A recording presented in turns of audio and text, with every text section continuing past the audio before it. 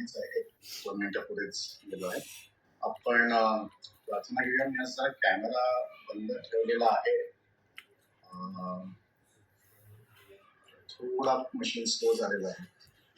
वक्रतुंड महाकाय सूर्यकोटि समप्रभ निर्विघ्नं कुरु मे देव सर्वकार्येषु सर्वदा.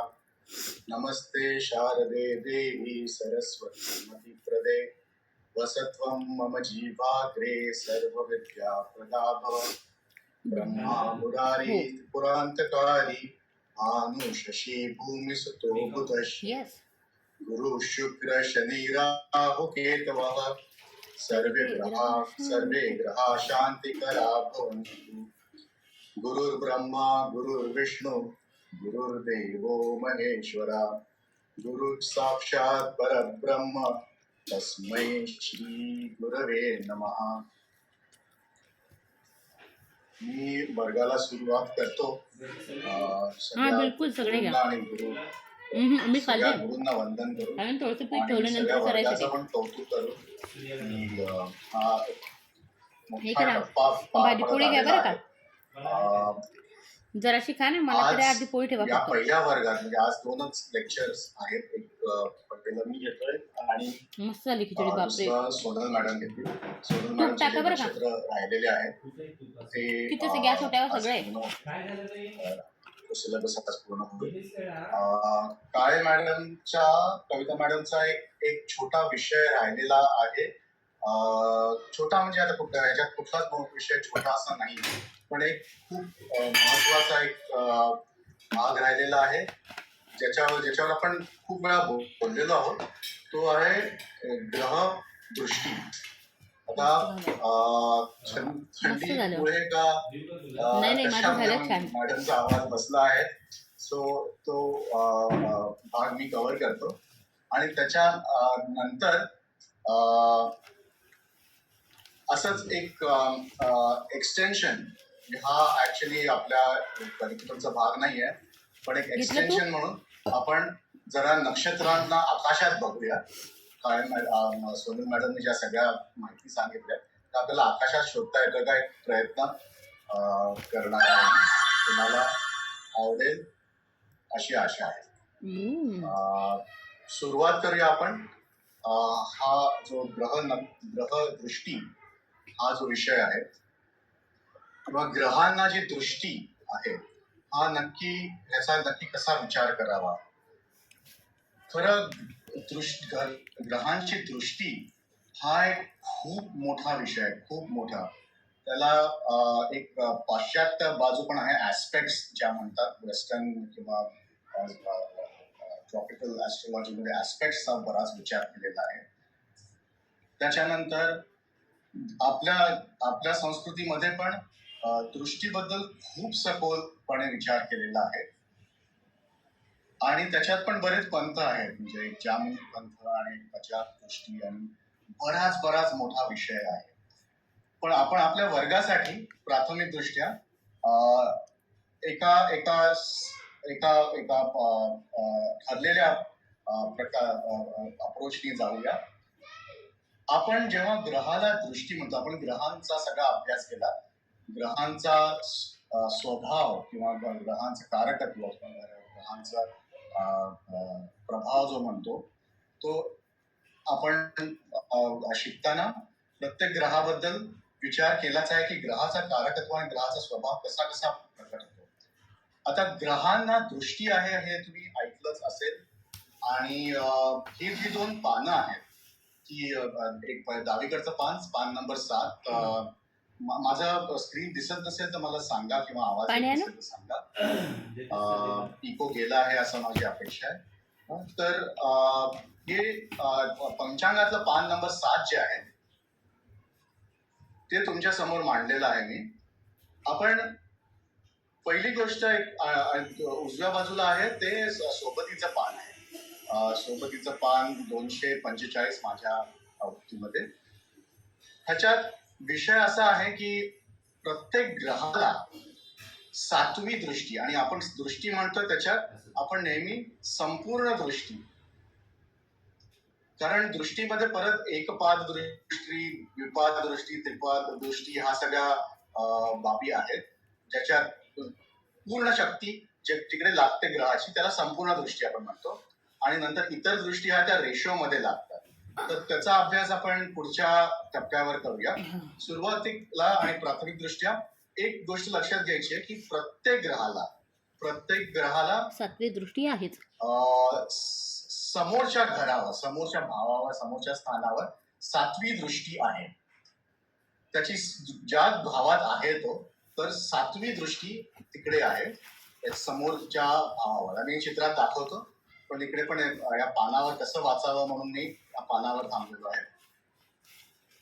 फक्त मंगळ, गुरु आणि शनी या 3 ग्रहांना 2 अधिकच्या दृष्ट्या आहेत. मंगळला 4थी आणि 8वी, गुरुला 5वी आणि 7वी, 5वी आणि 9वी, आणि शनीला 3री आणि 10वी.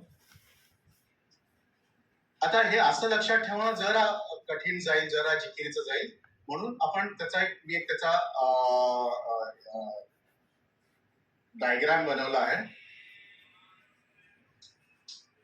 समजा लग्नस्थानी 3 ग्रह आहेत, समजा असं ते येणार नाही क्वचित, आणि मी हे फक्त डायग्राम दाखवायला केलेला आहे.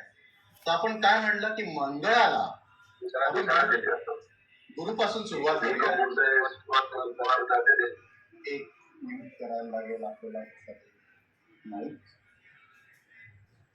जयंत चालत. हा ह्याच्यात तुम्हाला दिसेल की त्या ग्रहाच्या स्थानाला एक मानून, आता हा मंगळ इकडेच असणार आहे असं नाही, किंवा गुरु इकडेच असणार आहे असं नाही, पण ह्या पहिल्या प्राथमिक बाबी आपण बघूया. आधी गुरुला आपण म्हणलं की अधिकच्या दृष्ट्या एक 5वी दृष्टी आणि एक 9वी दृष्टी आहे. गुरु इकडे मी जे केशरी रंगात दाखवलेला आहे त्याच्या वरून मोजायला सुरुवात केला तर 1, 2, 3, 4 आणि 5व्या स्थानावर किंवा 5व्या भावावर त्याच्या बाजून त्या गुरुपासून मोजलं तर ही दृष्टी आपल्याला आहे असं आपण म्हणतो. ही संपूर्ण दृष्टीबद्दल बोलतोय आपण.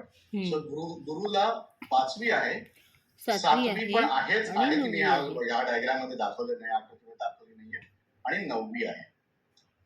तसंच शनीला 3ऱ्या ग्रहावर त्याची दृष्टी, 3ऱ्या स्थानावर त्याची दृष्टी असते, आणि 10व्या स्थानावर ही संपूर्ण दृष्टी आहे. 7व्या स्थानावर म्हणजे अगदी समोर असणारच आहे ती दृष्टी. ठीक आहे. आता मंगळाचा जर विचार केला तर 4थ्या स्थानावर आणि 8व्या स्थानावर, आपण त्या पंचांगाच्या पानावर बघितलेलं 4, 7 आणि 8 असं लिहिलेलं, बरोबर. तर मंगळाला हे 4थी, 7वी आणि 8वी दृष्टी आहे. संपूर्ण दृष्टी आहे पूर्ण स्थानावर. या स्थानामध्ये येणाऱ्या प्रत्येक ग्रहावर किंवा आपण त्या स्थानावरच दृष्टी आहे असं म्हणतो. ग्रहांवर दृष्टी आणि ग्रह योग हा अभ्यास पुढच्या टप्प्यात आपल्याला करायचा आहे, आणि त्याच्यात आपण दीप्तांश वगैरे बघतो, म्हणजे +- 5 डिग्रीज बघतो. पण ह्या विषयामध्ये, सध्याच्या विषयामध्ये आम्ही तुम्हाला कसं समजायला सोपं पडेल याचा विचार करून हा आपण डायग्राम बनवलेला आहे. आता आपण आधीच्या डायग्राम मध्ये बघितलं की गुरु लग्नी होता, म्हणून 5वी, 7वी आणि 9वी दृष्टी आपण म्हणतो. 5, 7 आणि 9 ही संपूर्ण दृष्टी या 3 स्थानांवर. पण आपल्याला तेवढंच पाठ करून पुरेसं नाहीये आपल्याला अभ्यासासाठी किंवा परीक्षेसाठी, साठी वगैरे. ठीक आहे, 5, 7, 9 पाठ करून देऊ शकतो, पण आपल्याला जेव्हा कुंडल्या वाचायच्या असतात किंवा आपल्याला जेव्हा समोर पटकन बघितल्याबरोबर नजर बसली पाहिजे, तर त्याच्यासाठी आपल्याला ही अशी नजर प्रॅक्टिसनी डेव्हलप करायला लागते की गुरु जर 2ऱ्या स्थानात असेल तर ती 5वी आणि 9वी दृष्टी कुठल्या स्थानांवर येईल? षष्ठावर आणि दशम. अष्टम स्थान, त्याच्यापासून 7वं स्थान आहे, पण लग्नापासून अष्टम स्थान आहे, आणि 9वी दृष्टी इकडे येईल दशम स्थानावर. लग्नापासून दशम स्थान, पण गुरुपासून ती 9वी दृष्टी आहे. म्हणून हे अशी नजर बसवायला लागेल. जर गुरु 3य स्थानात असेल तर कशी दृष्टी? 5वी, ही 5वी दृष्टी आणि ही 9वी दृष्टी, संपूर्ण दृष्टी. गुरुचं सोपं पडतं कारण गुरुचा एक साधारण एक त्रिकोण बनतो. नवपंचम, आपण तुम्ही शब्द पण ऐकला असेल, नवपंचम, 9 and 5, आणि ते फारच शुभ आहे नवपंचम. म्हणून गुरुचं त्रिकोण हा लक्षात ठेवायला सोपा आहे. कुठल्याही स्थानात गुरु आला तरी त्याची 5वी दृष्टी कुठे असेल, 7वी दृष्टी कुठे असेल आणि 9वी दृष्टी. 7वी तर जर आता आपल्याला सवय झाली असेल की समोरच्या समोर 7वी बघता येते, पण हे पत्रिका न फिरवता तिकडच्या तिकडे नजरेने 5वी कुठे आली, 9वी कुठे आली हे आपल्याला सवयीने जमवून घ्यायचं आहे. आता मी फक्त आकृती बनवलेली आहे, ही गुरुसाठी बनवलेली आहे, पण तशीच आपण मगाशी आपण जसं बघितलं शनीची पण तशीच आपल्याला फिरवता आली पाहिजे, 3री आणि 10वी, आणि मंगळाची दृष्टी 4थी आणि 8वी. 7वी तर प्रत्येक ग्रहाला आहेच म्हणून ती काय अशी बोलून दाखवायला लागत नाही का, आपल्याला त्याची प्रॅक्टिस करायला लागत नाही. समोरचं स्थान पटकन नजरेत येतं, पटकन दिसतं, सगळ्यात सोपं पडतं. पण हे पाठ करायला लागेल किंवा हे लक्षात ठेवायला लागेल की, आणि हा आपला फॉर्मल आपलं डॉक्युमेंटेशन म्हणायचं त्याला, की पंचांगात जसं दिलेलं आहे की 7वी दृष्टी तर प्रत्येक ग्रहाला आहेच.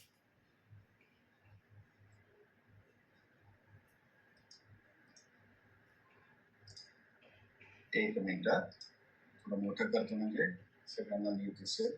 याच दुसऱ्या मशीनवर आहे, थोडंसं मला या मशीनवर सवय पडली आहे. 7वी दृष्टी वरचं दाखवायचं राहिलं. हा परत एकदा सराव व्हायला की सगळ्या ग्रहांना, सूर्य चंद्र बघाल तुम्ही आपल्या पंचांग संपूर्ण दृष्टी, आपण संपूर्ण दृष्टी बद्दलच बोलतोय. इतर दृष्टींबरोबर बद्दल आपण नंतरचा विचार करू. सो त्याचा पूर्ण इफेक्ट समोरच्या स्थानावर, त्याची पूर्ण नजर, त्याचा पूर्ण कारकत्व किंवा ह्याचा विचार की त्याचा इफेक्ट कसा पडतोय तर समोरच्या घरावर पण पडतो.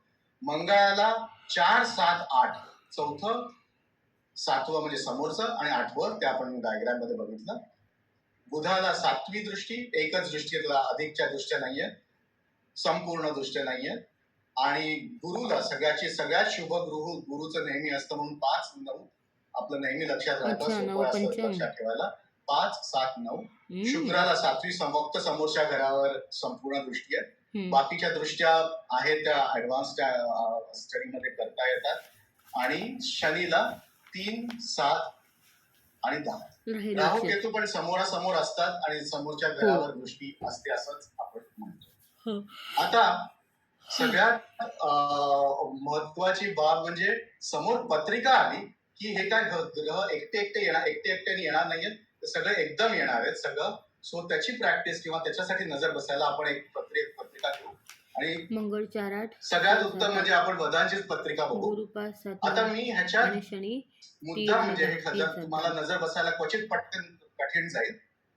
गुरु आहे वदांचा पंचमात, आणि गुरुचं जे दृष्टी मला दाखवायची होती, आपण काय म्हणलेलं, 5वी आणि 9वी, ती मी ह्या पिवळ्या त्रिकोणात दाखवली. हा गुरु इकडे आहे, स्थित आहे, म्हणून फक्त 5वी आणि 9वी दृष्टी दाखवली. मी त्या घरात ज्या स्थित आहे ते तिकडे तो त्रिकोण दाखवलेला आहे, येलो कलरचा, पिवळ्या कलरचा, रंगाचा.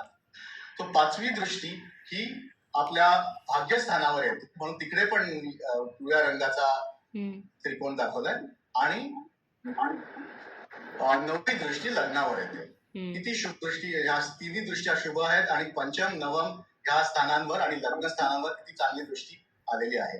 भाग्यगुरु पंचमात स्व नवमांशी पण आहे. हा झाला गुरुचा विचार.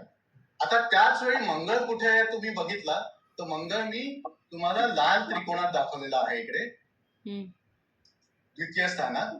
आता द्वितीय स्थानावरून मंगळाची 3री दृष्टी, सॉरी मी इकडे 7वी समोरची दृष्टी दाखवलेली, 3री दाखवायला इकडे ही दाखवली. बघा 3री दृष्टी म्हणजे 1, 2, सॉरी मंगळाचा डायग्राम करताना सॉरी मंगळाचं बरोबर आहे, माझ्या रंगात गडबड होते फक्त.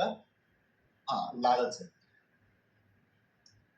1, 2, 3, 4. सो मंगळाची जी 4थी चौथी दृष्टी आहे, चौथी दृष्टी आहे ती पण पंचमावर येते. सातवी दृष्टी आहे ती अष्टम स्थानावर येईल आणि आठवी दृष्टी जी संपूर्ण दृष्टी आहे ती भाग्यस्थानावर येईल. सो आपण गुरुचं, मंगळाचं आणि शनीचं सगळ्या म्हणजे एका पत्रिकेत दृष्टी बघतो तेव्हा आपल्याला सगळ्यांची दृष्टी एकत्र बघायला लागेल. तसं शनी आहे अष्टमात, 3-10 बरोबर. तिकडे शनी दिसतोय तुम्हाला अष्टमात. तर मी शनीचं पूर्ण दृष्टी तिसरी दृष्टी आहे, बरोबर. हो. 1, 2 आणि 3 म्हणजे दशमामध्ये ही शनीची तिसरी दृष्टी. तसंच समोर जे आहे ती सातव्या घरात ती पण पूर्ण दृष्टी आहे आणि 7, 8, 9, 10 पंचमावर शनीची. सो आता असं बघायला आपल्याला सवय झाली. क्वचित माझं काही काढता चुकलं असेल तर क्षमस्व, पण मी एक फक्त ही हा एक ट्रायंगल जास्त काढला एवढंच झालंय. ते चुकलं नाहीये, जास्तीचा काढलाय. पण ह्या पत्रिकेत, कुठल्याही पत्रिकेत आपण बघितलं की ह्या सगळ्या दृष्ट्या एकत्र आपल्याला अंदाज घ्यायला लागतो, म्हणून मला ही पत्रिका एकत्र दाखवायची. सो हा दृष्टी हा विषय हा टॉपिक आपल्याला सगळ्या पुस्तकांमध्ये आहे. तंत्रमंत्रमध्ये पण आहे, पंचांगातलं हे पान दाखवलेलं आहे आणि सोबतीमध्ये पण त्याच्याबद्दल चर्चा केलेली आहे. तर एवढ्या वेळाच्या बंधनामध्ये मी एवढं सांगतो. काही विचारायचं असेल तर, म्हणजे काही तुम्हाला कळलं नसेल तर पटकन विचारूया, नाही तर आपण दुसरा टॉपिक कडे वळूया. सर एक विचारायचं होतं की आपण 5वं 7वं काउंट कसं करतो ते परत एकदा सांगाल का? हो. कुठला तुम्हाला आकृतीमध्ये सांगू? ह्या आकृतीमध्ये सांगू? आपण स्थानाचा तुम्ही जे येलो कलरचा ॲरो दाखवून हायलाइट केलं ना गुरुवारी मंगळ, तर तिथून जे 5वं स्थान होतं ते 5वं कसं आलं? आता समजा हा गुरु आहे, हा कितव्या स्थानी आहे? हे या राशी आहेत. हा या राशीचा नंबर टाकलेला आहे. 1, 2, 3, 4 येतात, त्या राशींचा नंबर टाकतो ना आपण. स्थानांचा नंबर टाकत नाही, कारण आपल्याला माहिती असतं नजरेने. तर हा इकडून मोजायला सुरुवात करायचं. कुठलाही आपण बऱ्याच विषय आहेत ह्याच्यात आपल्या ज्योतिषामध्ये, जिकडून स्थान मोजायला सुरुवात करतो त्या पहिलं ज्या स्थानात आहोत तिकडूनच मोजायला सुरुवात करतो, बरोबर. तर हा झाला, हे झालं पहिलं स्थान, हे झालं दुसरं स्थान, हे झालं तिसरं स्थान. आपण अँटी क्लॉकवाईज जातोय. हे झालं चौथं स्थान, हे झालं 5वं स्थान. हे आपण नेहमीच्या कुंडलीचा अभ्यासात शिकतो तसंच. सो ही जी दृष्टी आहे ती आपण म्हणूया 5वी दृष्टी त्या ग्रहापासून 5व्या स्थानावर येते, 5-7 म्हणजे ह्या स्थानावर.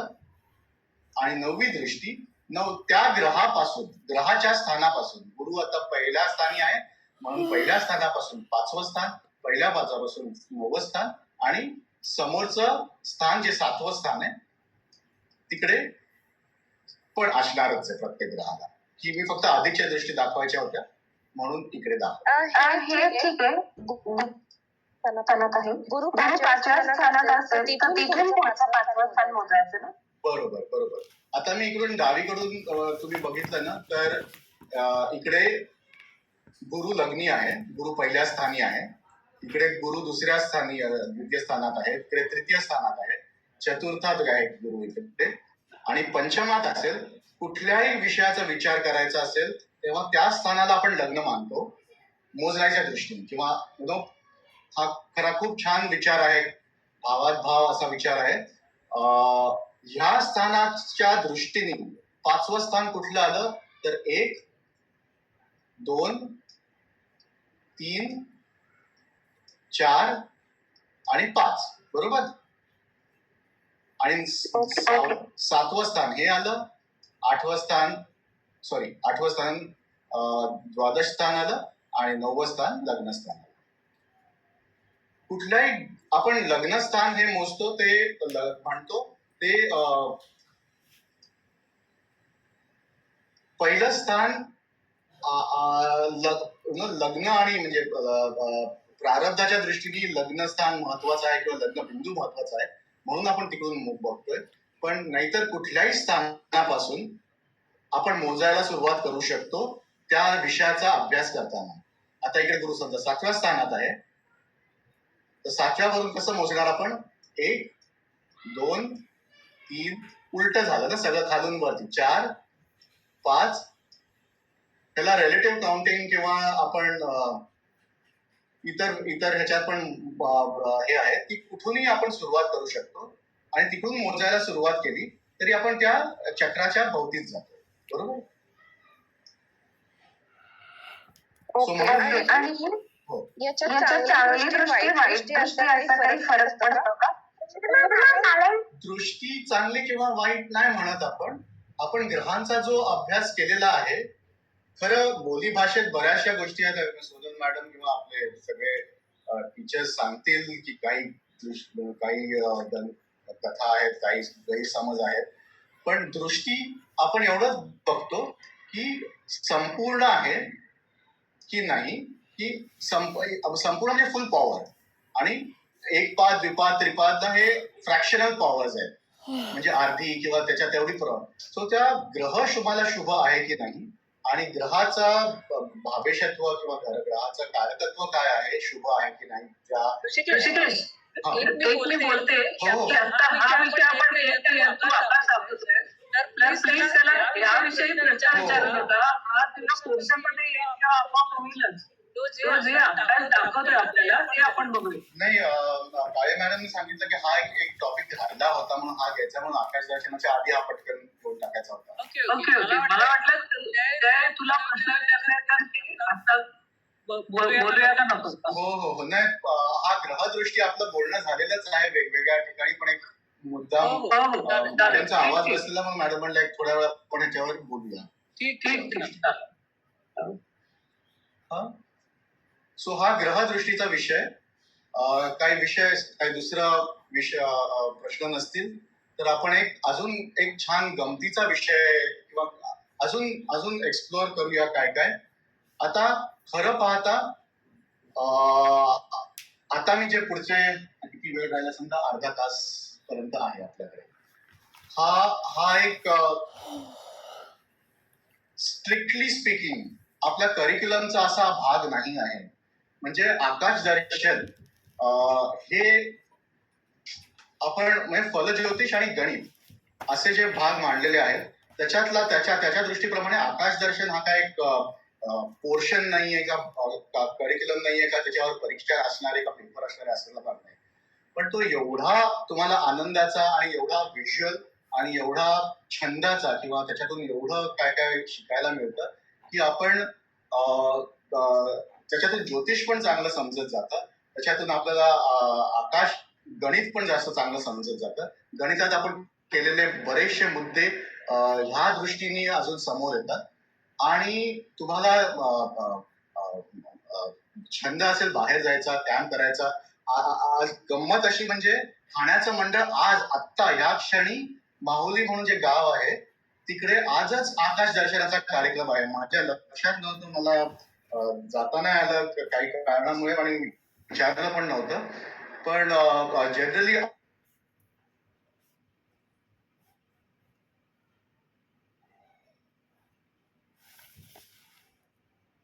आपल्या आपण पण जाऊ शकतो त्यांच्याबरोबर या प्रोग्रामला. आजचा प्रोग्राम आजच तिकडे चालू आहे. ते ऍक्च्युली खरं आकाश बघतायत, म्हणून मी म्हणलं आपण कसं बघावं आणि मी काय त्याच्यात मी स्वतःच बरंच काय सगळ्या आपल्या गुरूंच्या स्फूर्तीने काय थोडंफार एक्सप्लोर केलेलं आहे. प्रत्येकाला आकाशाचं कुतूहल असतं. आकाशात काही ना काही कथा असतात, तुम्हाला काही ना काही कॉन्टेक्स्ट असतो. बऱ्याच लोकांना वेगवेगळा कॉन्टेक्स्ट असतो. म्हणजे जे शिपी असतात, बोटी घेऊन जातात, त्यांना आपण आकाश बघायला लागतं. ज्योतिष असतात त्यांना बघायलाच लागतं. फिजिसिस्ट किंवा कॉस्मोलॉजिस्ट असतात ते पण आकाश बघत असतात. तर मी एक पहिला मुद्दा असा लिहिला की टाइप्स ऑफ स्टार गेजिंग, म्हणजे आपल्या दृष्टीने आपण काय आकाश कशा प्रकारे आकाश बघतोय. सगळ्यात आनंदाचा भाग आपले सगळे गुरु आणि सगळे गुरु बंधू एकत्र येऊन जेव्हा खरं आकाशाखाली जायचे आणि मॅडम आणि सगळे तुम्हाला सारखं सांगत असतात किती छान उत्सवच असतो तो. आणि तिकडे येऊन खरं आकाशाखाली आपण एक लेझर पॉइंटर किंवा असा जो आहे अमित कारखानेच म्हणून एक खूप छान सांगणारे आहेत, बरेच मंडळी आहेत. आणि ताऱ्यांची कथा नाहीतर दंतकथा. सो मी एकच कॅम्प केला, पण त्याच्यात मला खूप छान वाटलं. शशी भटच सांगत होते, रात्रभर म्हणतात ते, उभे राहून सांगतात, एवढ्या दंतकथा सांगतात. सो मी त्याला एक म्हणलं actual sky gazing and live lectures. पण आपण बघितलं की आपण शहरामध्ये प्लॅनेटोरियम पण असतात, तिकडे पण आकाश दर्शनाचा आनंद घेऊ शकतो. तिकडे जनरली रेकॉर्डेड शोज असतात. तुम्हाला जर माहिती असेल तर त्याच्यात एक अजून एक नवीन इनोव्हेशन किंवा एक प्रगती झालेली आहे की ते नेहरू प्लॅनेटोरियम बांधायला 10-15 वर्ष लागतात, कोट्यावधी रुपये लागतात आणि तेच शोज चालू असतात. म्हणून आता असे मोबाईल डोम्स पण चालू झालेले आहेत. प्रोजेक्शन कॅमेरा म्हणजे हे चक्क तुम्ही बघता इकडे मुलं आहेत शाळेत किंवा इव्हन मॉल्स मध्ये पण यायला लागलेले. US ची एक कंपनी आहे की तिकडे कॅमेरा लावून, आणि आपल्याला जर जमलं, माझी एक आहे ओळखीच्या म्हणून कंपनी आहे, त्याचे कॅमेरा आपण जर काहीतरी करू शकलो तर आपण तसा कार्यक्रम करूया आपल्यासाठी. पण नाही करू शकलो तर आज मी जसं करतोय की एक आपल्याला सॉफ्टवेअर आहेत ज्याच्यात आकाश असं डोक्यावर दिसत नाही, समोर दिसतं, पण तरी पण आपण प्रोजेक्शन सगळे बघू शकतो. तर आज तो प्रयत्न करूया. स्टेलेरियम म्हणून हा सॉफ्टवेअर आहे, तो प्लॅनेटोरियमचा सॉफ्टवेअर आहे, तो फ्री ओपन सोर्स आहे, तुम्ही कुठेही डाउनलोड करून तुम्ही ह्याच्यात पण वापरू शकता. हे सगळे सॉफ्टवेअर आणि एवढं हे टेक्नॉलॉजी यायच्या आधी हे स्काय चार्ट्स असायचे. सो डावीकडे मी एक चित्र लावलंय ते की युरोपियन आणि डच कार्टोग्राफर्स भरपूर आहेत, 1660 वाले किंवा हल्ली जे नॅशनल जॉग्राफिक वाले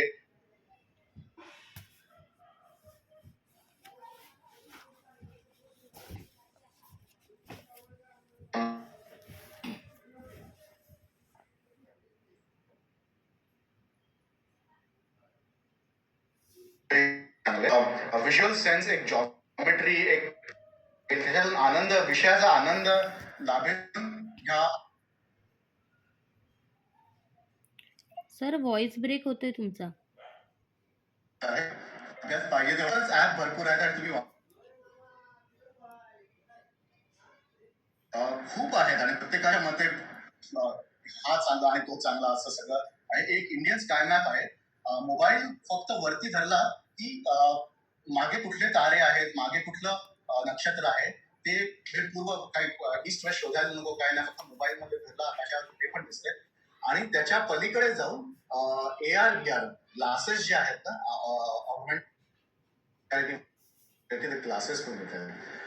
सो स्कोप भरपूर आहे तुम्हाला एक्सप्लोर, आपल्याला सगळ्यांना एक्सप्लोर करायला. मी आज जे करतोय ना ते एक अजून एक प्रकार आहे की जे टेलिस्कोपला कोऑर्डिनेट्स द्यायला लागतात आकाशातले, कुठे वळायचं. कारण होतं काय की तुम्ही जाता आता या सगळ्या कॅम्पला सगळं आपण जाऊन आपल्यासाठी सगळं सेट केलेलं असतं आणि आपल्याला फक्त डोळा जाऊन बघायचं असतं टेलिस्कोप मध्ये, आणि नंतर ते माहिती देतात ते ऐकायचं असतं. पण तुमचा स्वतःचा टेलिस्कोप असेल, तुम्हाला अजून काही कॅम्प स्वतः करायचे असतील तर तुम्ही टेलिस्कोप मध्ये एकतर काय दिसतंय किंवा जर कुठला तरी तारा बघायचा तर तो कुठे बघायचा, त्याचे कोऑर्डिनेट्स जे द्यायचे असतात त्याचा सॉफ्टवेअर आहे. तुम्ही एक तुम्हाला दाखवायचा प्रयत्न करतो. पण हे विषय सगळ्यांना गणिताने कसे भरलेले आहेत, गणिताचा तुम्हाला अंदाज असला पाहिजे. तुम्हाला जेवढा चांगला अंदाज असेल तेवढा तुम्हाला आनंद होईल. सो त्याच्यातला हा एक पहिला मुद्दा. आपण एक आज खोलात तर नाही जाता येणार, फक्त विषय मांडायचा फक्त वेळ आहे आज तर. आणि आपण पटकन नक्षत्र बघायला सुरुवात करूया.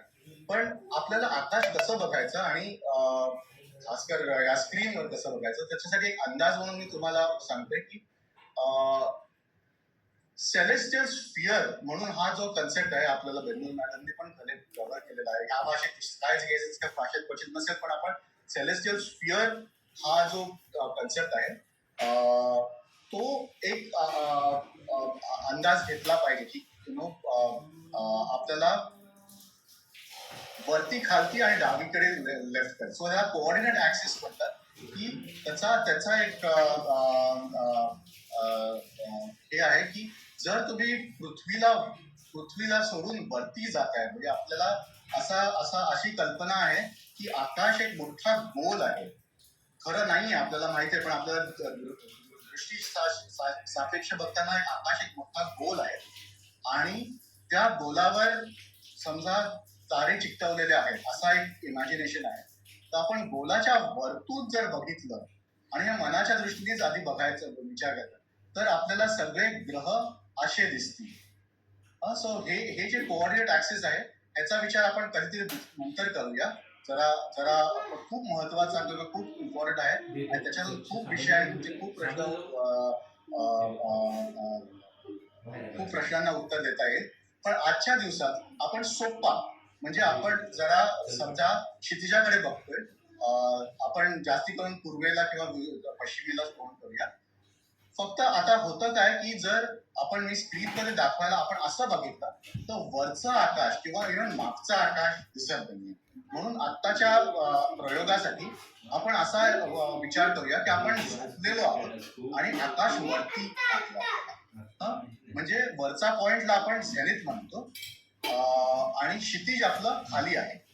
तर मी आता तुम्हाला दाखवायला सुरुवात करतो. जर गरज लागली तर या सगळ्या डिटेल्स मध्ये परत जाऊया आपण. एक अजून आपल्याला ज्योतिषाचा आपण अभ्यास करतोय म्हणून हा अजून एक मुद्दा फार महत्वाचा आहे की तुम्ही आकाश बघता तेव्हा तुम्ही काय तिकडे संस्कार करत बसत नाही. म्हणजे तुम्ही आकाश बघताय ते निरयन आकाश बघताय. तुम्ही त्याच्यात आपलं आयनांसची ऍडजस्टमेंट करत नाही आहात. म्हणून मी हा मुद्दाम असे बरेचसे डायग्राम आहेत आपण बघितलेले आहेत आतापर्यंत. बेंगळूर मॅडम आज आहेत नाही माहित नाही पण त्यांनी सगळं सांगितलेलं आहे हे सगळे पॉइंट. पण आत्ताचं आकाश जर बघितलं तर हे लाल मध्ये जे आहे तर ही मेष पहिली साईन जी आहे मेषाचं आपण त्याला 24-23 किंवा ज्या वर्षाचा अयनाश बघतो त्याचा ऍडजस्टमेंट करतो. तर म्हणून जे आपण आपल्या दृष्टीने राशी म्हणतो ती पुढे सरकलेली आहे इकडे. ठीक आहे. सो हे लक्षात ठेवायला पाहिजे की ट्रॉपिकल साईन बघतोय की आपण सायड्रल साईन बघतोय. म्हणून सोपा कायचा कसा विचार आहे की तुम्ही आजचं जर पंचांग बघितलं हे 20 डिसेंबरचं पंचांग आहे आणि रवी कुठे आहे किंवा चंद्र कुठे आहे. चंद्र आजच 7 राशी कंप्लीट करून 8व्या राशीत म्हणजे वृश्चिकेत गेला आहे. तर तुम्ही जर आकाशात बघितलं तर तुम्हाला कुठे दिसतोय चंद्र तो तिकडे आपल्या दृष्टीने सायन राशीचा आहे. कारण सायन म्हणजे आपण ऍडजस्ट करतोय तिकडे. पण आकाशात बघितलं तर तिकडे ते ऍडजस्टमेंट नाही. हे एवढं लक्षात ठेवायला लागतं आणि थोडं सवयी ते आपल्याला पुढे मागे बघता येतं. तर आपण काय करणार आहोत कोणल मॅडमने आपल्याला एक नक्षत्र त्याच्याबद्दल माहिती सांगितली. प्रत्येक नक्षत्राचा एक योगतारा सांगितला. तर आपण त्या योगतारा बघण्याचा प्रयत्न करूया आकाशात.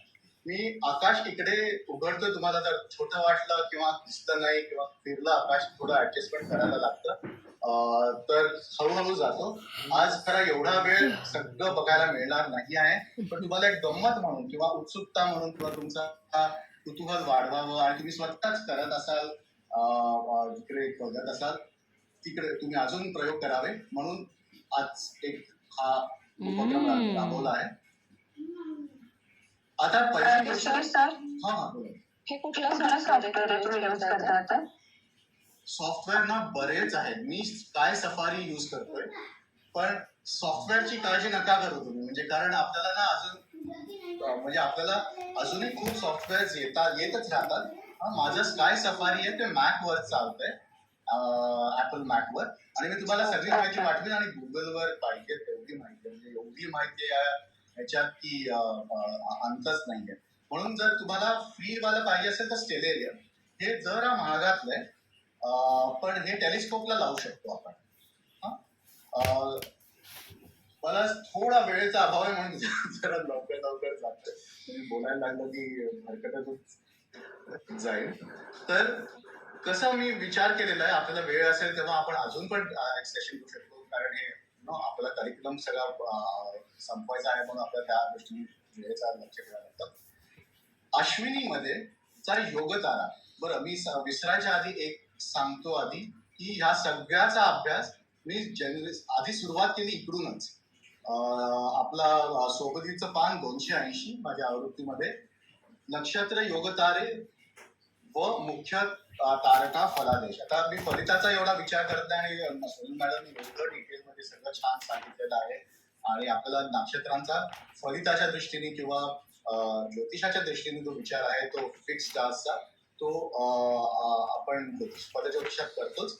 जर तुम्हाला रेफरन्स बुक पाहिजे असेल तर आपल्या श्री भटानेच सांगितलं आहे की विवियन रॉबसन हे खूप मोठं खूप स्टँडर्ड रेफरन्स बुक आहे, the fixed stars and constellations in astrology.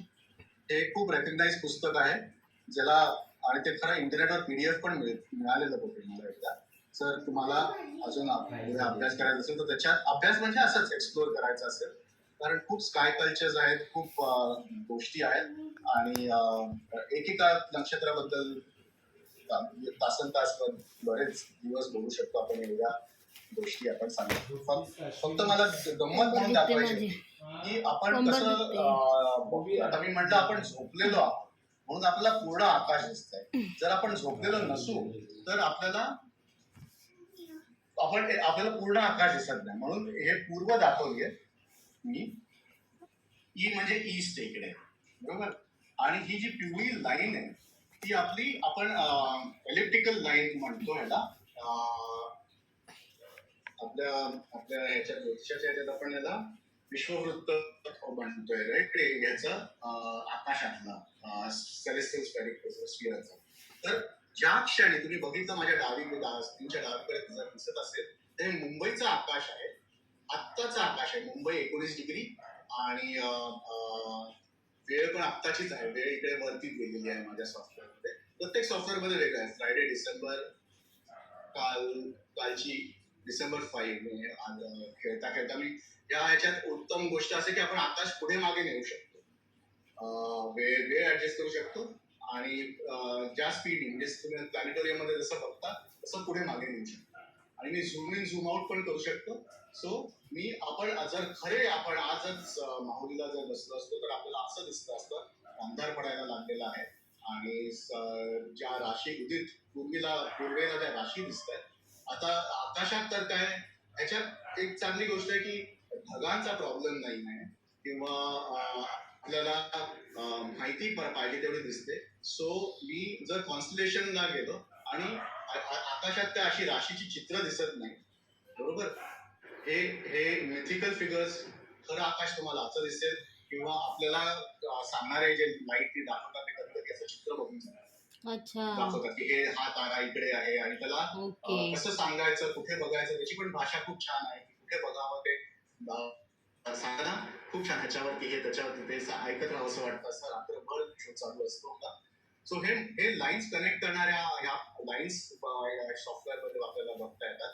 नाहीतर जी आपण ओळखीची आकृती आहे ती सगळ्यात सोपी पडते. नाहीतर IAU म्हणजे इंटरनॅशनल ॲस्ट्रॉनॉमिकल सोसायटी जी आहे त्यांच्या बाउंड्रीज केलेल्या आहेत. आपल्या राशीच्या ज्या बाउंड्रीज आहेत त्या आपण पंचांगात बघायचं. मगाशी आपण म्हटलं की साय निदान, तसंच राशी कुठे सुरू होते आणि कुठे संपते. तुम्ही आकाशात बघितलं तर कुठलीही बाउंड्री नाहीये. खरं आकाशात बघितलं कुठलीही लाईन नसणार आहे, आणि कुठलीही तुम्हाला आकाश असं दिसणार आहे, बरोबर. पण आपली राशी सुरू कुठे होते आणि संपते कुठे ह्याचा जो विषय आहे तो आपल्याला गणिताने मांडायचा आहे, आणि तो एका अभ्यासाने रेफरन्सनी केलेला आहे. आत्तासाठी मी IAU बाउंड्रीज घेतो. आपल्याला जर मी नाव केलं आता की आत्ताच या क्षणीचं तुम्हाला जर दिसत असेल तर 2025 डिसेंबर 20 8:12 आणि खाली मुंबई. तर या क्षणीचा आकाश मला इकडे घर बसल्या म्हणजे मुंबईतून जर कधी आकाश असं दिसणारच नाही काही.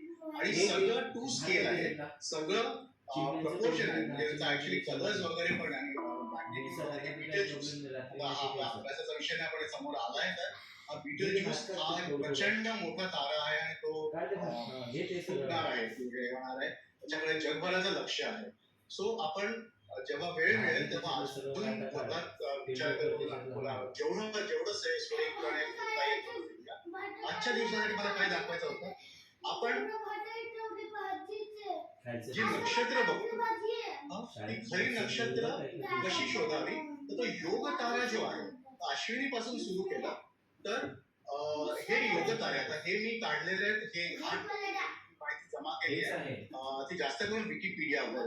माझ्या सॉफ्टवेअर मध्ये जे नाव आहे, आता ह्याचे पण कॅटलॉग्स आहेत, प्रत्येक कॅटलॉग मध्ये ना थोडं थोडं नाव वेगळं वेगळं असणार आहे. म्हणून हा स्वतःमध्येच एक सागर आहे की आपण आपल्या वैदिक सोनल मॅडमने सांगितलेलं जे आहे नक्षत्र, त्याचा त्यांनी पण ग्रीक नावं जी सांगितलेली आहे ते एक पर्टिक्युलर स्काय कल्चर प्रमाणे आहेत, म्हणजे पर्टिक्युलर कॅटलॉगिंग प्रमाणे असतात. त्याचं माझ्या सॉफ्टवेअर मध्ये मिळालेलं नाव मला हे होतं, तर मी जर हे शोधलं माझ्या सॉफ्टवेअर मध्ये किंवा स्काय मध्ये तर मला सापडेल का? आता आपल्याला माहिती आहे की ते, आता मी काय करतो, मी परत झोपायचा पोझिशन घेतो कारण त्याचं पूर्ण आकाश तुम्हाला दिसणार नाही. आता मी झोपतोय असं समजा, आता तुम्हाला पूर्ण क्षितिज दिसेल किंवा विहिरीत गेलोय असं म्हणत नाही, कारण आपल्याला पूर्ण आकाश किंवा फ्लॅट स्क्रीनवर बघायचं आहे. ती पिवळी लाईन वर लक्ष ठेवा, कारण तुमचे सगळे ग्रह तारे, ज्युपिटर इकडे छोटासा दिसत असेल इकडे तर हा ज्युपिटर इकडे आहे, हा शनी आता ह्या साईन्स प्रमाणे आयएनयू बाउंड्रीज प्रमाणे साधारण मीनेच्या बॉर्डरवर दिसतोय. नेपच्यून इकडे दिसतोय, तुम्हाला जर दिसत असेल तर. मला किती छोटं दिसतंय तुमच्या साईडला मला अंदाज नाही, पण आपण ग्रह बघू शकतो आणि ग्रहांची जॉग्राफी बघायचंय किंवा कशी कशी आहे ते सगळं बघू शकतो. हळूहळू एक एक विषय आपण हे करूया, पण तुम्हाला एक अंदाज द्यायला. आणि मुख्य म्हणजे विषय चाललाय जो नक्षत्रांचा, एवढे डिटेल मध्ये आणि एवढं छान कव्हर करतायत, तर मी म्हटलं आपण आकाशात दाखवता येते का बघूया. तर मी घेतलंय पहिलं नक्षत्र अश्विनीचं. अश्विनी बद्दल माहिती आपल्याला माहिती आहे, अश्विनी कुठल्या राशीत येते आणि ती राशी आता आपल्या डोक्यावर असणार आहे का ते विचार करायला लागेल, नाहीतर आपल्याला पुढे जायला लागेल. तर आपण मी थोडं आकाश पुढे सरकवतो. आता नाही आहेत आपल्याला, तुम्हाला झेनिथ हा शब्द जर लक्षात असेल, ही हिरवी लाईन जी आहे ती नॉर्थ साऊथ जाते. डावीकडून मी तुम्हाला क्वचित एक मिनिटं घेतो, पण जोपर्यंत पूर्व पश्चिम कळत नजर बसत नाही ना तोपर्यंत सगळं गोलगोलच फिरत राहतात. ईस्ट वेस्ट लक्ष ठेवा, आणि इकडे नॉर्थ लिहिलेलं नाहीये, क्वचित झाडांच्या मागे गेलेलं आहे असं दाखवलं आहे, पण आणि नॉर्थ साऊथ.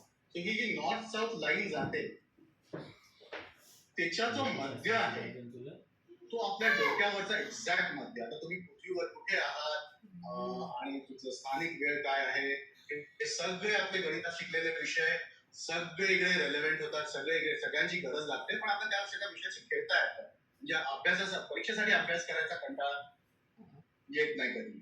हा झेनिथ हा पॉइंट म्हणजे आपल्या डोक्यावरचा पॉइंट आहे, आणि हिरवी लाईन आहे ती मेरिडियन.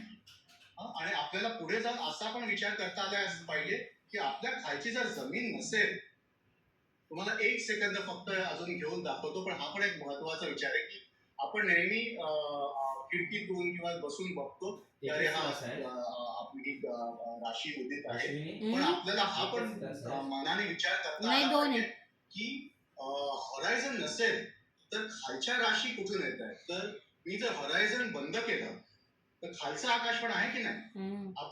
आपण समजा हवेत किंवा स्पेस मध्ये असं सस्पेंडेड आहोत, लटकतोय, तर हे आकाश खरं असं आहे.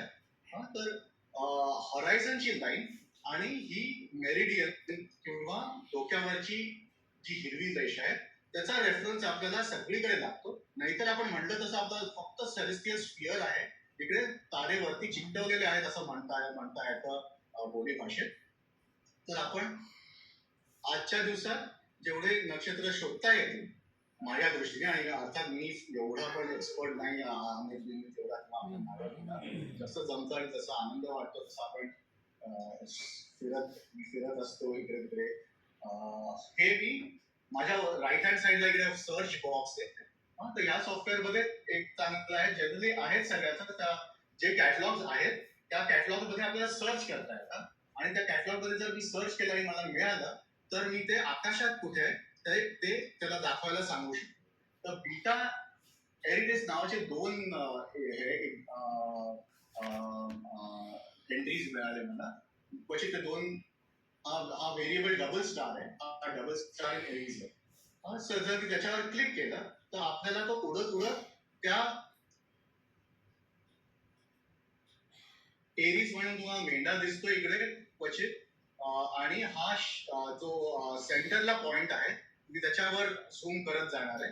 तो हा जो योग तारा म्हणजे एक योग म्हणजे आयडेंटिफिकेशन साठीच फिक्स स्टार्स, आणि फिक्स स्टार साधा इंग्लिश फिक्स स्टार्स हे जास्त दिसायला तारा, तर तो अगदी म्हणजे सगळेच तारे म्हणजे डॉट म्हणूनच दिसणार आहेत शेवटी. आपण त्याच्याबद्दल जेवढी शिकू जेवढी माहिती मिळवू शकू तेवढं आपल्याला त्याचा महात्म्य कळेल, किंवा त्याच्याबद्दल त्याच्या गोष्टी कळतील, आणि त्याचा रेफरन्स कळेल की त्याचा महत्व काय. असं तुम्हाला आपण जे नक्षत्र म्हणतोय किंवा नक्षत्राचा जे योगतारा म्हणतो, तो एरीज मधला पहिला नक्षत्राचा योगतारा हा बीटा शेल्टन, हा बीटा एरिडिस हा दाखवला आता. तसाच मेषे भरणीवर पुढेच गेला तर ह्याचा अर्थात एजिप्शियन आणि यांनीच नावं ठेवलेली आहेत, ती सगळी ग्रीक आणि इजिप्तची नावं आहेत, ग्रीक अल्फाबेट्स पण आहेत त्याच्यात. 35 एरिडिस, आणि नेमिंग पण खूप स्टँडर्ड केलेलं आहे आता इंटरनॅशनल बॉडीजनी, पण तरी पण लोक जुनीच नावं वापरतात खूपशी. ही आपली भरणीचा योगतारा आहे.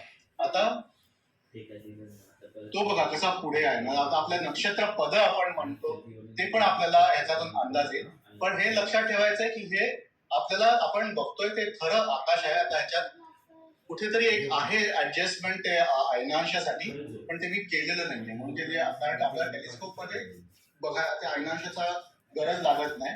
तर जिकडे तारा आहे तिकडे ह्या क्षणी आणि तुम्हाला इकडे हे दिसत असेल नॉर्थ 59 डिग्री, आणि हे ऑल्टिट्यूड आहे आणि हे फील्ड ऑफ व्हिजन. म्हणजे आपण झूम केलं तर फील्ड ऑफ व्हिजन नॅरो होत जातात, छोटं होत जातात, आणि हे कोऑर्डिनेट ऍक्सिस आहे, त्याचे वेगवेगळे 2-3 प्रकारचे वेगवेगळे ऍक्सिस आहेत की आपण आकाशात कुठे बघायचं त्याची भाषा आहे, म्हणजे वरती खालती आणि डावीकडे उजवीकडे अशी भाषा आहे. तर हा झाला भरणी. आता खरे जे काही तुमच्या ओळखीचे असतील आणि तुम्हाला तुमचे आवडते असतील ते तुम्हाला ओळखायला येतील. कृतिका साधारण सगळ्यांना एक आवडीचा असतो, घेतलेला असतो, आणि मॅडम आपल्याला सगळ्या दंतकथा पण त्याच्याबद्दल याची माहिती पण सांगतात. हा बघा, हा जो ह्याचा प्रोनाऊन्सिएशन सगळ्यात नेहमीच काय खरं प्रोनाऊन्सिएशन आपल्याला प्रॉपर गुगलवर शोधून काढते. पिलॅडियस, राईट. हा जो पुंजका आहे हा कृतिका आहे, पण हा सिंगल स्टार नाहीये. काही स्टार्स एक सिंगल स्टार आहेत, काही डबल स्टार्स आहेत, काही व्हेरिएबल स्टार्स म्हणतो. हा एक क्लस्टर पण त्याच्या ज्या दंतकथा आहेत त्या सांगणारे तेव्हा त्याची खरी जास्त मजा येते. हे मी दाखवतोय ते फक्त कसं कुठला तारा कुठे बघता येईल आणि टेलिस्कोप लावून कसा शोधायचा हे, आणि आपल्याला आपल्या गणितातल्या सगळ्या ज्या कन्सेप्ट आहेत त्या कशा उपयोगात पडतात. हा ॲल्डरबॅरन म्हणजे आपला रोहिणी नक्षत्राचा योगतारा. हे लक्षात ठेवणं जरा महाकठीण आहे. जे तुम्ही रेग्युलरली करत असाल तर खूप सोपं पडतं आणि खूप आनंद देतं. आपण चित्रा किंवा जे महत्वाचे आहेत ना, चित्रा महत्वाचं काय आहे, कारण हे सगळे आकाशात एक फिक्स लोकेशन देत आहेत आपल्याला, आणि तिकडून आपले सगळे पंचांगासाठी पण सगळं कॅल्क्युलेशन करणं खूप महत्वाचं आहे. मी तुम्हाला सॉरी, अल्फा व्हर्जिन्स. एक याला ह्याचं कॉमन नाव स्पिका आहे आणि माझ्या कॅटलॉग मध्ये नाव रेकॉर्डिंग चालू सुरू. अल्फा व्हर्जिन्स माझ्याकडे गोष्ट सांगते स्पायका किंवा स्पिका. नाही ना. हा स्पायका. आता तो आपल्या जमिनीच्या खाली असल्यामुळे मला तेच दाखवायचं होतं. नाही बघतोय ना. जमिनीच्या खाली असल्यामुळे आपल्याला ब्लॅक दिसत होल. नाही कारण आपलं आताचा ब्लॅक मुंबईचा होल आकाश, आहे. त्या दृष्टीने जमिनीच्या खाली आहे. अरे मला मला वाटलं बघायचा असेल तो तर मी ब्लॅक वेळ होल पुढे आहे. करतो आणि एखाद्या तासाने हा ना, ये नंतर थोड्यावर थांबा. नाही, जास्त वेळ लागेल. तर आता गुरु अरे थोडा उदय वेळ होतोय पूर्वेला. मी अजून थोडस झूम करून ठेवतो म्हणजे तुम्हाला दिसेल ज्युपिटर चांगलं. लाईव्ह दाखवता येते, लाईव्ह. आकाशात दिसतं हे सगळं. गुरु हा ज्युपिटर जो दिसतो इकडे, ह्याच्यात काही काही काही गोष्टी आहेत ज्याच्यामुळे मी तुम्हाला जास्त चांगलं दाखवू शकतो. जर दिसत नसेल तर ते म्हणजे प्लॅनेट मॅग्निफिकेशन. हा गुरु जर दिसत नसेल कोणाला तर मी तो मोठा करून दाखवू शकतो. पण तो आपल्याला आकाशात असा दिसणार नाही, हे जस्ट शो दाखवायला आहे. पण म्हणून मी सगळे ह्याच्यासाठीच ठेवलेले आहेत, नॉर्मल मॅग्निफिकेशन ठेवलेले आहेत. जर ताऱ्यांचा पण तोच हिशोब आहे की एवढे म्हणजे फक्त मोठे तारे बघायचे असतील तर आपण लिमिट सेट करू शकतो. नाही तर अगदी लहान लहान तारे, मॅग्निट्यूड म्हणतात त्याला, 9.4 मॅग्निट्यूड, एवढे तारे भरलेले आहेत. प्रत्येकाचा विचार करू शकतो, प्रत्येकाचा गोष्ट आपण ऐकू शकतो. पण कुठेतरी आपल्याला एक कट ऑफ घ्यायला लागतो की एवढ्या साईजचे तारे बघूया आज. आणि त्यांचं टेम्परेचर पण खरं गरम तारे किंवा जे लाल दिसत आहेत ते त्याच्या टेम्परेचरच्या दृष्टीने आहेत. सो आपण बघत होतो स्पायका आपल्या खाली होतं, तर मला खालचा आकाश बघायला आपल्याला रात्रभर वाट बघायला लागेल, बरोबर. जर जी मंडळी गेली आहेत माहुलीला त्या रात्रभर एक एक एक एक राशी मम्मा पुढे हे येत काय जाईल तसं मुलांच्या वेगवेगळा साठी. बघत जाणार आहे. हो. हा निरयन म्हणजे आकाशात दिसणारा कर्क वर आला, हा सिंह वर आला. स्पायका कुठल्या ह्याच्यात असेल, वर्गोचा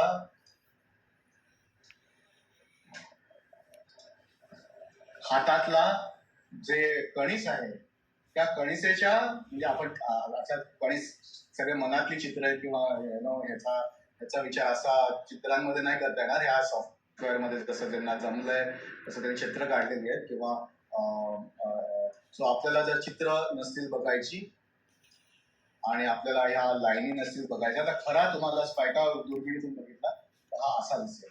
या ताऱ्याचं स्वतःमध्ये स्वतःचं महत्व जे काय फिजिसिस्ट आणि कॉस्मॉलॉजिस्ट शिकत असतील ते त्यांच्यासाठी आहे.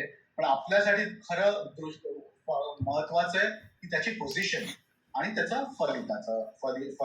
फलिताच्या दृष्टीने fix stars, effects of fix stars हा तसा खूप ऍडव्हान्स विषय आहे. आपल्याला राशी आणि याच ग्रहांचं कारकत्व आणि नक्षत्रांचं पण आपण आपला विषय संपता वेळ लागतो. पण फिक्स स्टार्सचा जो फलित आहे ते इकडे आहे. माझ्या मते माझी वेळ झालेली आहे, 4 मिनिटं ऍक्च्युली थोडीशी आहेत. पण मी इकडे थांबतो. करायला खूप आहे तुमचा तुम्हाला आवडला असेल. मागच्या दिवसाचं पण दिसतं का? नाही, मला ऐकू नाही आलं बघना मॅडम. मागच्या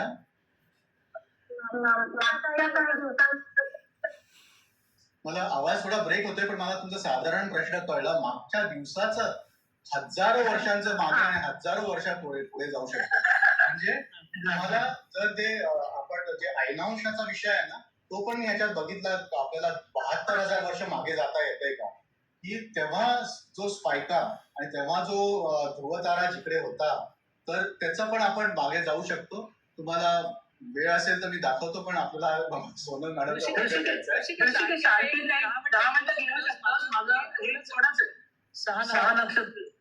नाही म्हणजे प्रज्ञा मॅडमचा प्रश्न होता की मागे जाऊ शकतो का. जाऊ शकतो. तर तुम्ही जर माहुलीला असाल किंवा खरं आकाश बघायला असाल तर तुम्ही आकाश मागे फिरू शकता. पण तुम्हाला गंमत म्हणून दाखवतो. आता जर आकाश फार जोरात फिरवलं तर घराघर फिरतं आणि आपली नजर. पण समजा कोणाला समजा जीसस क्राइस्टच्या जन्म झाला 000, नाहीतर आपल्याला रामाच्या जन्माच्या वेळेचा पण आकाश जर मी इयर 000 टाकलं, आय थिंक 1 ह्याच्यात टाकलं, तर तेव्हाचा आकाश पण दिसू शकतं. मी केलेला तो प्रयोग. सगळे बाकीचे calendar, Julian calendar, Hebrew calendar, Islamic calendar, Persian, Indian, Mayan कॅलेंडरनी पण हे करू शकतो आपण. एक मिनिट, आपण मागे जायचा प्रयत्न करूया.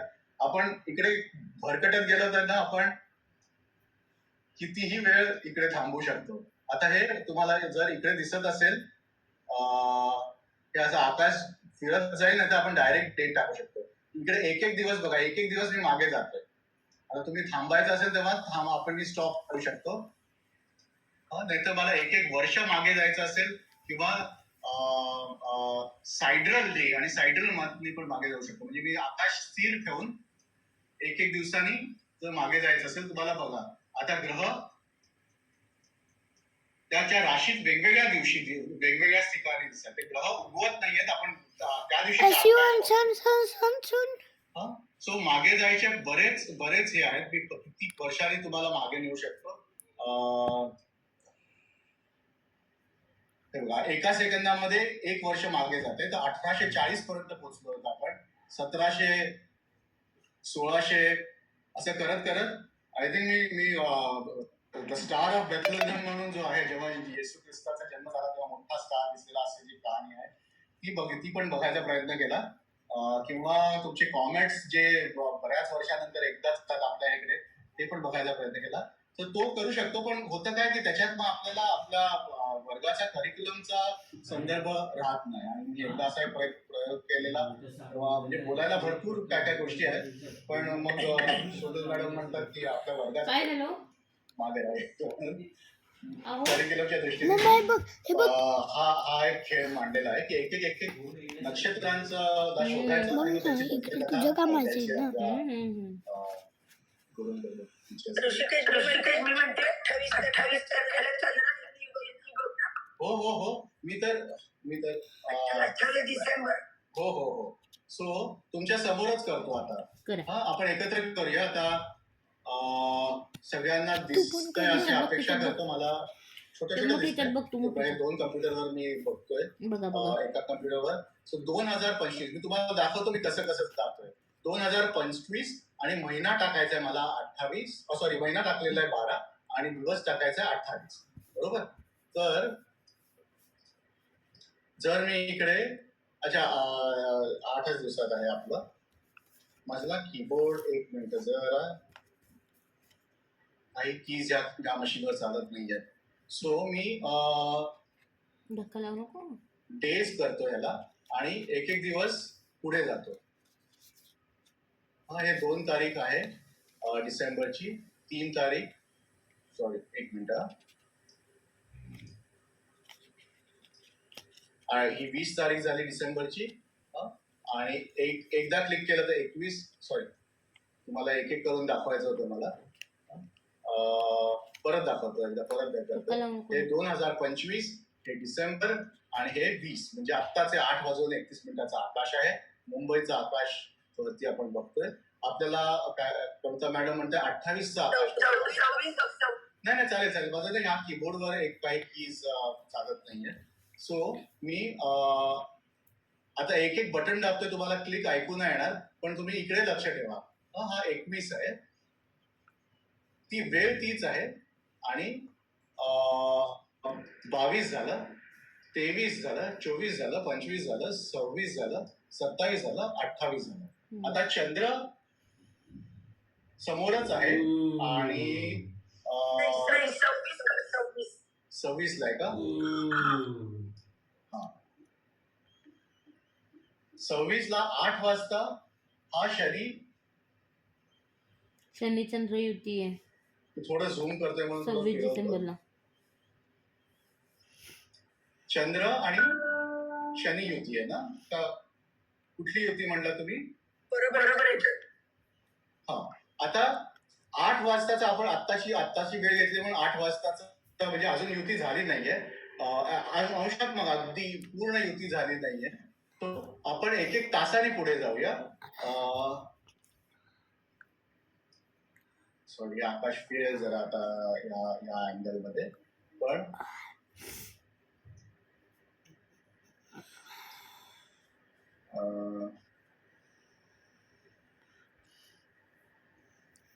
चंद्राला विंग्स दिसतात का यावेळेस? नाही, चंद्र आणि शनी दोघे एकत्र जवळ हे आले. आकाश आता असं होतंय दाखव. पुढे पुढे जातोय म्हणून पश्चिमेकडे बघतोय ओरे, आपल्याला चंद्रातलं आणि शनीतलं अंतर कमी होतं अजून बघ. एक्झॅक्ट कुठे? किती वाजता बघ ना याच्यात. युती आहे ते बघायला लागेल पंचांगात. लॅपटॉप मध्ये बघशील तर समजेल तुला. जवळ याच्यापासून दूर सरक नव्हतो. आता हे क्षितिजा खाली जाणार मून मुंबईच्या लिहिलेलं दिशेने. दिसतं मून. म्हणून दिसणार नाही. वरती म्हणून सॅटर्न मी काम लिहिलं करतो तिथे सध्यासाठी कुठे? मी क्षितिज बंद कुठे? करतो O ते N ना? आणि N पासून तरी पण जी मला spelling आहे ना? पुढे पुढे पुढे पुढे नेता येईल. MOON मून हा. आणि SATURN सॅटर्न. S पासून आहे? सॅटर्नची. ओ निघेल होय तो. मला लक्षात नाही. हम्म, हा जरा जरा जवळ येत आहे. हम्म. फास्ट दाखवा ना करून. मला ते एका ह्याच्यात दाखवायचं होतं स्क्रोल न करता. 27 डिसेंबरला गेले. तुम्हाला दिसतंय की नाही मला अंदाज नाही आहे. चंद्र शनीच्या अजून जवळ जवळ जातोय. सो आपल्याला वेळ एक्झॅक्ट माहिती असेल. Cool. किती वाजले? 27 तारखेला रात्री 3:35. आता हे आपल्या पंचांगाची वेळ नाही आहे की ही ऍक्च्युअल घड्याळात किंवा आकाशात दिसणारी वेळ आहे आणि ह्या सॉफ्टवेअर प्रमाणे दिलेली वेळ आहे. सो हे एकदम एकत्र आले की ही बघा ही झाली. हा बिलकुल आजूबाजूला आपण फारच झूम केलेलं आहे म्हणून ते त्याचं जे डिस्टन्स कमी झालं. एक्झॅक्ट लाईन्स आहेत ही इलेक्ट्रिकल लाईन आहे. तर त्याची क्रांती म्हणतो आपण. याची ऍक्सेस थोडा इकडे आहे आणि या इलेक्ट्रिकल पासून याचा सॅटर्नचा थोडा इकडे आहे. राईट. सो ही चंद्र शनी युती मम्मा हे 27 कोणता तारखेला गड दाखवतो आहे? मला इकडे. तो 4 टी वाजून पासून 35 स्टार्ट आहे. तो मिनिटांनी. कोणता गड आहे? कसं टी पासून? काय माहिती काय तुम्हाला माहिती. चंद्राला खेळ विंग्स खेळ दिसत आहे. दाखवायला चंद्राला हे बघ पाहिजे तेवढे खेळ आहेत त्याच्यात. जवळ किती दूर दूर आहे. सॅटर्नला जवळ जर तुटे आले. सॅटर्नहून जर आपल्याला युती बघायची असेल त्याच्यामध्ये कीबोर्डचं जरा गडबड झाली आहे. हा आपला सॅटर्न आहे ना. तर आपल्याला जर उडत उडत सॅटर्नकडे जायचं असेल हे तर तुम्ही ऍक्च्युअल टेलिस्कोप मध्ये दिसतं ना. इव्हन 200x वगैरे चांगले चांगले हे घेतले तरी आपल्याला एवढंच दिसतं टेलिस्कोप मध्ये. तुम्हाला रात्रभर जागून साधारण एवढं टेलिस्कोप मध्ये दिसेल. पण तुम्ही सॉफ्टवेअर मध्ये किंवा ह्याचा छंद लावला तर आपण ह्याच्यात एक ऑर्बिट म्हणून एक बटन आहे. तर आपण उडत उडत सॅटर्नच्या जवळ जातो. अरे वा. आणि म्हणजे आपण पृथ्वीवरून निघालो आणि या सॅटर्नच्या जवळून आपण आकाश बघतोय. आता आपण सॅटर्नच्या खालून बघू शकतो. सॅटर्नच्या शनीच्या वरतून बघू शकतो. मग तुम्हाला जी मुख्य हे दाखवायची होती जी पिवळी रेष आहे. वाव. पिवळी जी रेष आहे ज्याच्यात सगळ्या राशी आहेत. तुम्हाला ग्रह आता मी आपली दृष्टी फिरवतो. आपण नेहमी राशी बघतो त्या पृथ्वीवरून बघतो. पण आपण शनी कुठल्या राशीत आहे ते म्हणतो ते आपण फिरत असतो. अर्थात तो ग्रह आपण फिरतोय. पण ह्याच्यावरून तुम्हाला अंदाज येईल की बघा सूर्य ह्या बाजूला आहे डाव्या बाजूला आहे म्हणून इकडे लाईट सूर्याचा इकडे पडतोय. हा बघा इकडे सूर्य आहे म्हणून लाईट इकडे पडतोय. आणि आपण आपल्या दृष्टीने शनी कुठल्या राशीत आहे असा विचार करतो. तर आपण फिरत ह्याच्या दृष्टीने जर या राशीच्या लाईन मध्ये आलो तर आपण म्हणतो शनी ह्या राशीत आहे. सो हे सगळे गणिताचे खेळ बघायला खूप छान वाटतं. त्याची प्रत्येक गोष्टीची इन्फॉर्मेशन पण माहित पाहिजे. किती चंद्र आहे, त्याचा स्पेसिफिक ग्रॅव्हिटी किती आहे, त्याचा टेम्परेचर किती आहे, त्याचे ऑर्बिटचं किती आहे त्याची पण माहिती म्हणजे आपल्या फलज्योतिषासाठी महत्वाची नसली किंवा कधी कधी त्याच्यातून पण काय काय क्ल्यूज मिळतात. तरी तुम्हाला छंद म्हणून आणि शिकायला खूपच मजा आहे. सो असा खेळ दाखवायचा होता तुम्हाला. तुमचा वेळ घेतला अभ्यासाचा. मी सोनल मॅडमला परत बोलूया आपण. मून कुठे? मून बॅक साईडला सन पासून छान आहे दाखवते बघेल. मागच्या साईडला मग दाखवला का नाही त्याने? पहिले दाखवलं होतं ना त्यांनी, ऐक, मग पलटी खूप छान.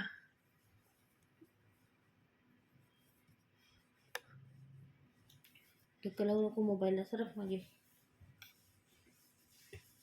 मागं सुरू सरक. करूया. येस, आपण बोलू शकतो त्याच्याशी. तू बाजूला हो, मी बाजूला. आहे बहुतेक. बघतोय मी क्लास. शांत बस. हा. तुझ्या मनासारखं झालं ना, दिवस गेला आणि तुझा मूळ झालंय, हे झालंय उत्तराषाढापर्यंत झालंय.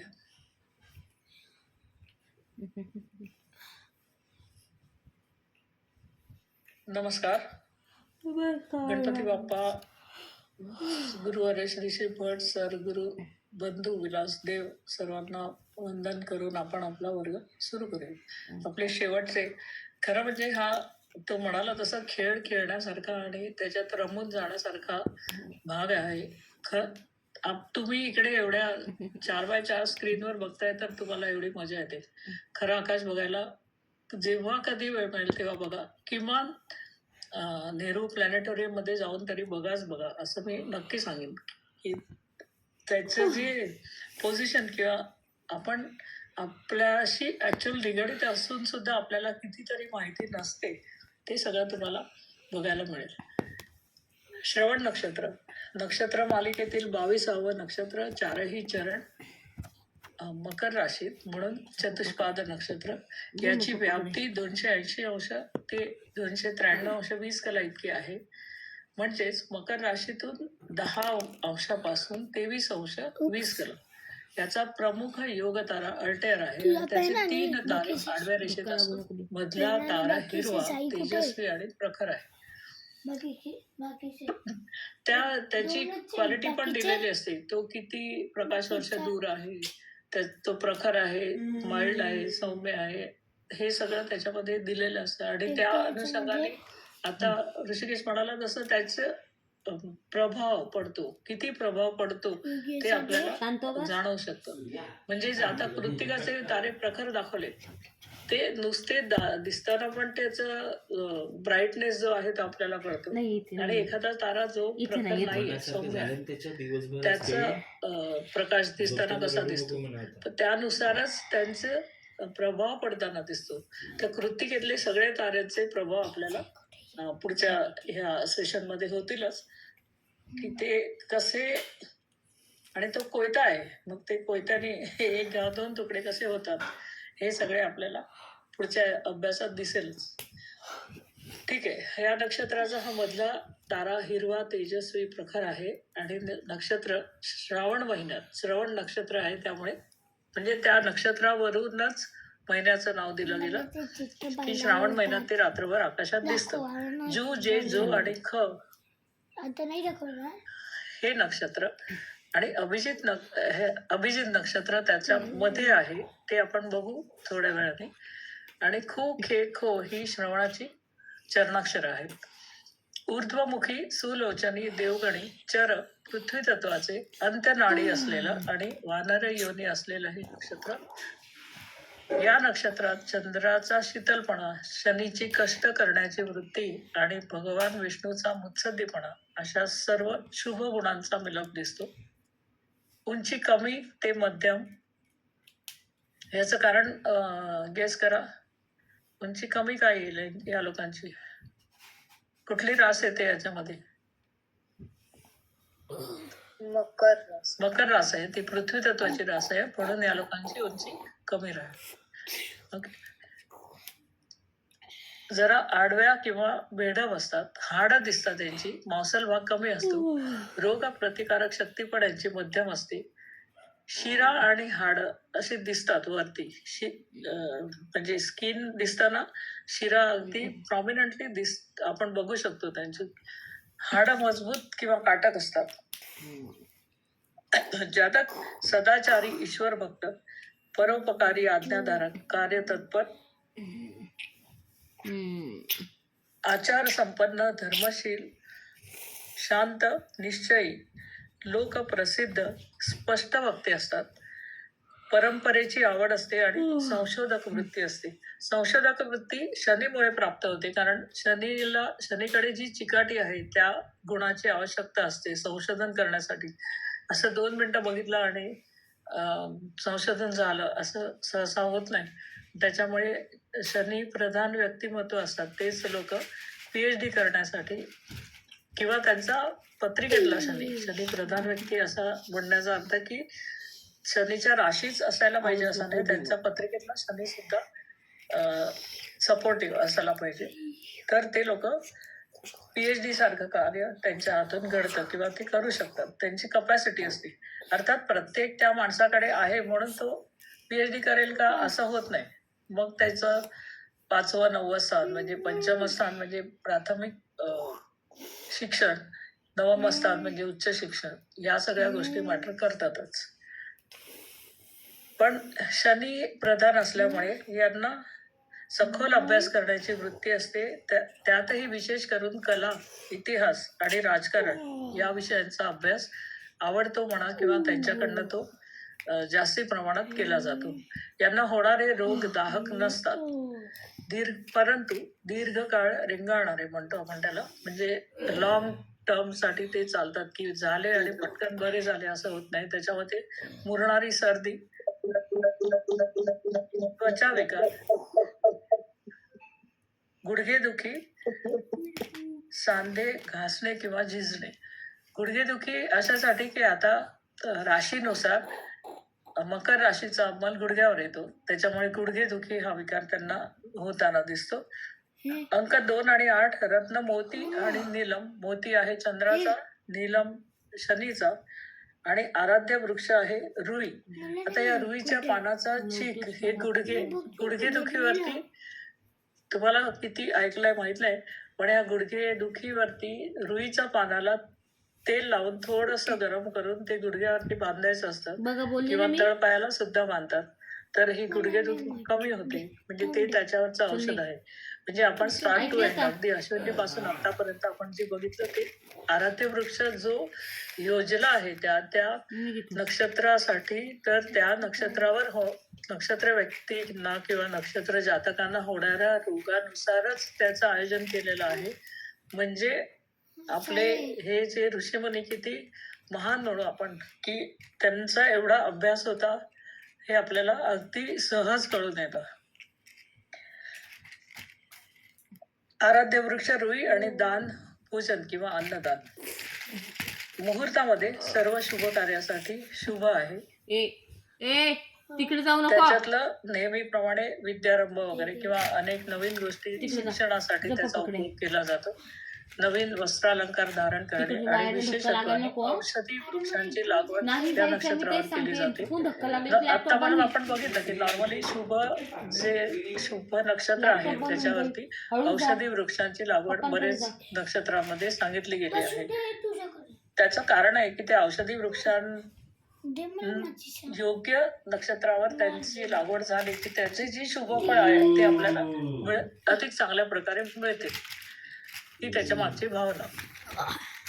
व्यवसाय बुद्धिमान आणि मेहनती वर्ग असल्यामुळे लहान कारखानदार, जमा खर्च किंवा सेल्स टॅक्स, इन्कम टॅक्स याची कामं करणारे सगळा वर्ग, शेतकरी, दलाल किंवा ब्रोकर, वकील, बॅरिस्टर. आता पुन्हा हा शनीचा विषय आला की जो न्याय व्यवस्था जी आहे ती सगळी शनीकडे दिली आहे. त्याच्यामुळे ह्या दोन्ही राशींमध्ये म्हणजे मकर आणि कुंभ राशीमध्ये वकील किंवा बॅरिस्टर जे कायद्याशी निगडीत जी कामं आहेत ती हे लोक करताना दिसतात.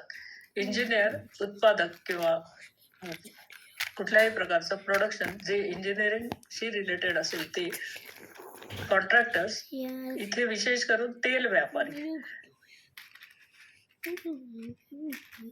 या नक्षत्राच्या उत्तरेला अभिजित नावाचा जो तेजस्वी तारा आहे त्याला गरुड असंही दुसरं नाव आहे. धनिष्ठा नक्षत्र पुढचं नक्षत्र मालिकेतील 23वं नक्षत्र. याचे पहिले 2 चरण मकर राशीत आणि पुढील 2 चरण कुंभ राशीत म्हणून द्विपाद नक्षत्र. व्याप्ती 293 अंश 20 कलापासून 306°40 कला इतकी आहे. याचा किंवा मकर 23 ते 20 पासून कुंभ राशीत 26-40 अशी त्याची व्याप्ती आहे. 46. याचा प्रमुख योग तारा अल्फा डेल्फिनी बीटा असं त्याचं नाव आहे. याचे 4 तारे पांढरट तेजस्वी असून आकृती चक्राकृती किंवा मृदुंगाप्रमाणे दिसते. आता हे जेव्हा आम्ही म्हणतो किंवा एरिस मध्ये तो जो मेंढा आहे तर त्याचे 3 तारे आहेत असं आपण म्हणतो. आणि मग मेंढा कसा काय, तर त्या 3 ताऱ्याला आडव्या जोडतात आणि मग ते दोन्ही ताऱ्यांचा त्रिकोण म्हणजे खालच्या ताऱ्याला त्या दोन्ही बाजूनी जोडलं जातं आणि मग त्रिकोणाकृती असं त्यांचं जे बेस आहे. मग आपण मेषेच्या वर्णनात असं सांगतो की त्यांचा चेहरा त्रिकोणाकृती असेल, जो हनुवटीकडे निमुळता होताना दिसतो आणि वरचा भाग त्याचा मोठा असतो. त्या ताऱ्यांचं जे चित्र आहे ते आकृती जोडून जी आकृती तयार होते ती राशीचं चिन्ह होतं. ते बघायला खूप मजा येते खरं म्हणजे. ती मृदुंगाप्रमाणे दिसणारी ही आकृती धनिष्ठाची. हे नक्षत्र भाद्रपद महिन्यात रात्रभर आकाशात दिसतं. गा, गी, गु आणि गो ही धनिष्ठाची चरणाक्षरं आहेत. अधोमुखी, अंधलोचनी, राक्षसगणी, चर पृथ्वी तत्वाचं आणि मध्यनाडी असलेलं सिंह योनी असलेलं हे नक्षत्र आहे. नक्षत्र स्वामी मंगळाची 3च नक्षत्र आपण विषत्तरी महादशेप्रमाणे म्हणतोय तर ती कुठली लक्षात येतील, कारण 3च आहेत त्यामुळे लक्षात ठेवायला सोपी आहे. कुठली आठवत आहेत? जास्त वेळ खेळणार आहे उद्या. जी द्विपाद नक्षत्र आहे आपल्याला 12 वाजता जायचं आहे. ती मंगळाची. मृगशीर्ष चित्र आहे आणि धनिष्ठा. तर 3च नक्षत्र आहेत मंगळाची, त्यामुळे लक्षात ठेवायला सोपी आणि ती द्विपाद नक्षत्र आहे. त्यामुळे मृगचित्रात धनिष्ठा ही मंगळ विंशोत्तरी दशे खाली येणारी ही नक्षत्र. राशी स्वामी शनी, कारण पुन्हा मकर राशीनं दैवत वसुदेवता. यात मंगळाचा पराक्रम, निश्चयपणा, मकरेत शनीची चिकाटी आणि कष्टाळूपणा, तर पुढील रात ही वृत्ती दिसते आणि कुंभेतील शनीची स्थिरता. आता याच्यामध्ये हे डिफरन्शिएट कसं केलं तर शनीची चिकाटी जरी कायम असली तरी इथे कष्टाळू लोक आहेत आणि पृथ्वी तत्वाची राशी आहे किंवा चर राशी आहे. आणि पुढची राशी कुंभ राशी जी आहे ती स्थिर राशी आहे. त्यामुळे कुंभेतला धनिष्ठा नक्षत्राचे लोक हे स्थिर वृत्ती दाखवतील तर मकरेचे लोक हे चर वृत्ती दाखवतील. वसुदेवतेची परोपकारी वृत्ती या नक्षत्रामध्ये दिसून येते. बांधा मध्यम ते उंच, बेडक हाड दिसतात त्यांची. अगदी प्रॉमिनंटली ह्यांची हाडं अशी वर आलेली दिसतात. कपाळ अरुंद, निमुळती हनुवटी आणि गालाची हाडं वर विशेष करून आलेली दिसतात. चेहरा प्रौढ किंवा उदास दिसतो. हे ज्या एजचे आहेत त्याच्यापेक्षा ते अधिक प्रौढ दिसतात. म्हणजे 10 वर्षाचा मुलगा असेल तर तो 12-15 वर्षाचा दिसतो, असं म्हणजे प्रौढ दिसतात. आणि एक उदासपणाची झलक त्यांच्या चेहऱ्यावर असते. जसं मिथुनेचा मुलगा ऍक्टिव्ह किंवा असाच खूप फ्रेश असा दिसेल तसं हे लोक दिसत नाहीत. म्हणजे चेहऱ्यावरनं जर आपण ओळखायचा प्रयत्न केला तर हा एक प्रमुख फरक आपल्याला दिसतो. जातक चंचल वृत्तीच्या, छान शोकीची आवड असणाऱ्या, खादाड, शूर, निर्दयी, लोभी, अविचारी परंतु कर्तृत्ववान असतात. स्वार्थी, निश्चयी, कष्टाळू आणि धनलोभी असतात.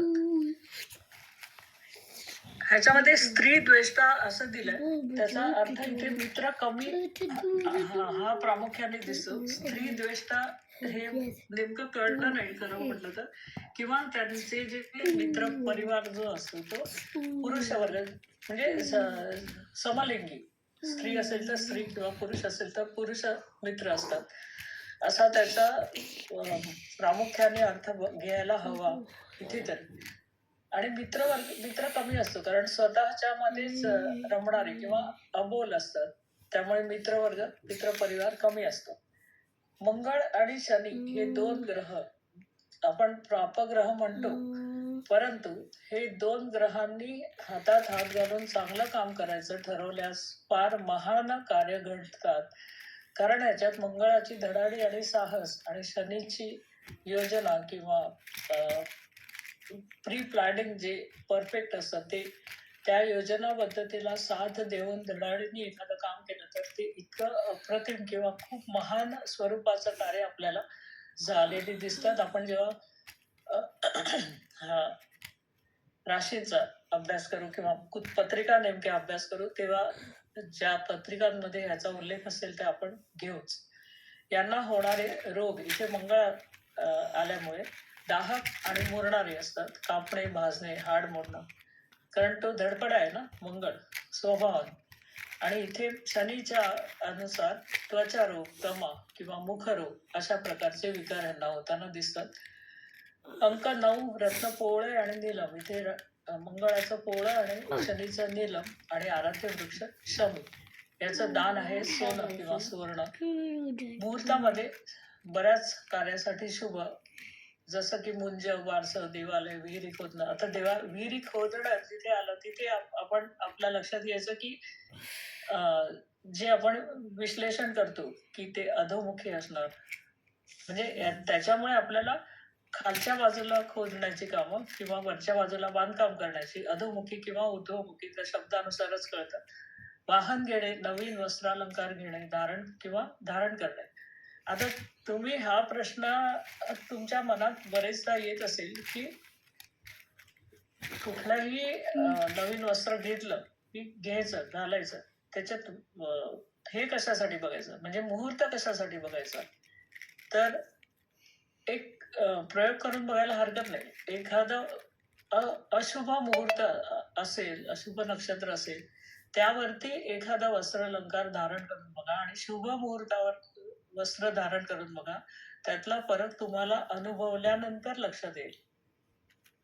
कान, नाक टोचणं, पेरणी किंवा विद्यारंभ यासाठी हे नक्षत्र अनुकूल आहे किंवा मुहूर्त हे सगळे मुहूर्त या नक्षत्रावर दिले जातात. यांच्याकडून होणारे व्यवसाय, बुद्धिमत्ता आणि अधिकार यासाठी चांगलं किंवा स्वकर्तृत्वाने पुढे येणारे हे लोक आहेत. त्याच्यामुळे सरकारी आणि खाजगी कंपन्यातील कर्मचारी, ऑडिटर्स, कायदे पंडित, कर सल्लागार म्हणजे टॅक्स कन्सल्टंट, इंजिनियर, कारखानदार, उत्पादक, कॉन्ट्रॅक्टर्स आणि घाऊक व्यापारी, होलसेलर्स आणि प्रामुख्याने त्यात सुद्धा धान्य, तेल, कोळसा आणि लोखंड या वस्तूंचे होलसेलर्स आपल्याला अधिक प्रमाणात पाहायला मिळते. पुढे नक्षत्र मालिकेतील 24वे नक्षत्र शततारका. याचे 4ही चरण कुंभ राशीत म्हणून चतुष्पाद नक्षत्र. व्याप्ती 300° 320 अंशापर्यंत आहे. म्हणजेच कुंभ राशीत 6:40 पासून 20 अंशापर्यंत हे नक्षत्र राहतं. याचा प्रमुख योगतारा आहे लांबडा ॲक्वेरियस म्हणजे कुंभ, आणि तो लांबडा आहे. त्याचा जो शेप आहे तो, तर त्यानुसार ही नावं आपल्याला ऍक्च्युली पुन्हा मी एकदा आठवण करून देते तुम्हाला. सोबतीमध्ये जो स्थिर ताऱ्यांचा जो भाग आहे त्यातले काही ताऱ्यांचा नुसतं वाचून सुद्धा अभ्यास होण्यासारखा आहे. पांढऱ्या प्रतीचे ह्याच्या नावाप्रमाणे ह्याचं नाव आहे शततारका. म्हणजे नावातच आलं की 100 तारका आहे आणि त्या खूप बारीक बारीक आहेत, परंतु पूर्ण वर्तुळाकृती असं आहे त्याचं. ह्याला कधी दिसलं तर दाखवू शकेल तो. तर त्या मध्यम आकाराच्या, मध्यम प्रतीच्या आहेत आणि पांढऱ्या रंगाच्या आहेत. भाद्रपद महिन्यात रात्रभर आकाशात दिसतात. गो, सा, सी आणि सु ही शततारका नक्षत्राची चरणाक्षरं आहेत. ऊर्ध्वमुखी, मंदलोचनी, राक्षसगणी, चर, जलतत्वाचं, आद्य नाडी आणि अश्वयोनी असलेलं हे नक्षत्र. या सगळ्या एक पॉइंट वाईज आपण जर गेलो की ऊर्ध्वमुखी म्हणजे काय कामं होतील, मंदलोचनी म्हणजे काय होईल, राक्षसगणी म्हणजे त्यांचा स्वभाव कसा असेल, चर म्हणजे त्यांचा स्वभाव कसा असेल, जलतत्वाचं असल्यामुळे ते कसे वागतील, आद्य नाडी म्हणजे त्यांची प्रकृती कशी असेल, म्हणजे जी वात पित्त कफ आपण जे बघतो तसं, आणि अश्वयोनी असलेलं हे नक्षत्र. ह्या नुसत्या शब्दावरून सुद्धा आपण त्या लोकांचं वर्णन करू शकतो. जसं की नक्षत्र स्वामी राहू, राशी स्वामी शनी आणि दैवत वरुण. यामध्ये राहूची बुद्धिमत्ता आणि कला, शनीची संशोधक वृत्ती आणि वरुण देवतेचा थंडावा किंवा शीतलता देणारा अशा स्वभावाचा संगम या लोकांमध्ये दिसतो. बांधा उंच, सडपातळ, अवयव मोठे आणि लांब.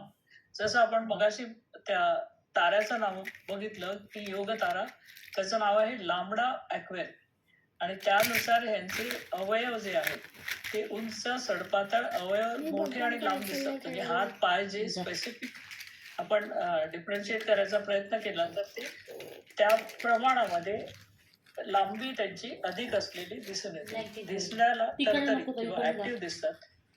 ब्लँकेट जातक कर्तबगार, विद्याव्यासंगी, संशोधक नको वृत्तीचे, मा सांडेल खाली महत्वाकांक्षी, खाली पडलं तर सापडणार नाही. धार्मिक, व्यवहारी, मानी, धूर्त, ध्येयवादी, सत्यवादी, पैशाचे हव्यासी, व्यसनी, सुशील, चपळ, शांत, शत्रूचा पिच्छा पुरवणारा, स्वतंत्र वृत्ती असलेला, कल्पकता असलेला, आळस आणि चिकाटी हे दोन्ही गुण दिसतात. जसं मागे आपण बघितलं शंकराच्या बाबतीत आर्त, तिथे की शाप आणि वर देण्याची वृत्ती. मधल्या एका नक्षत्रात आपण बघितलं की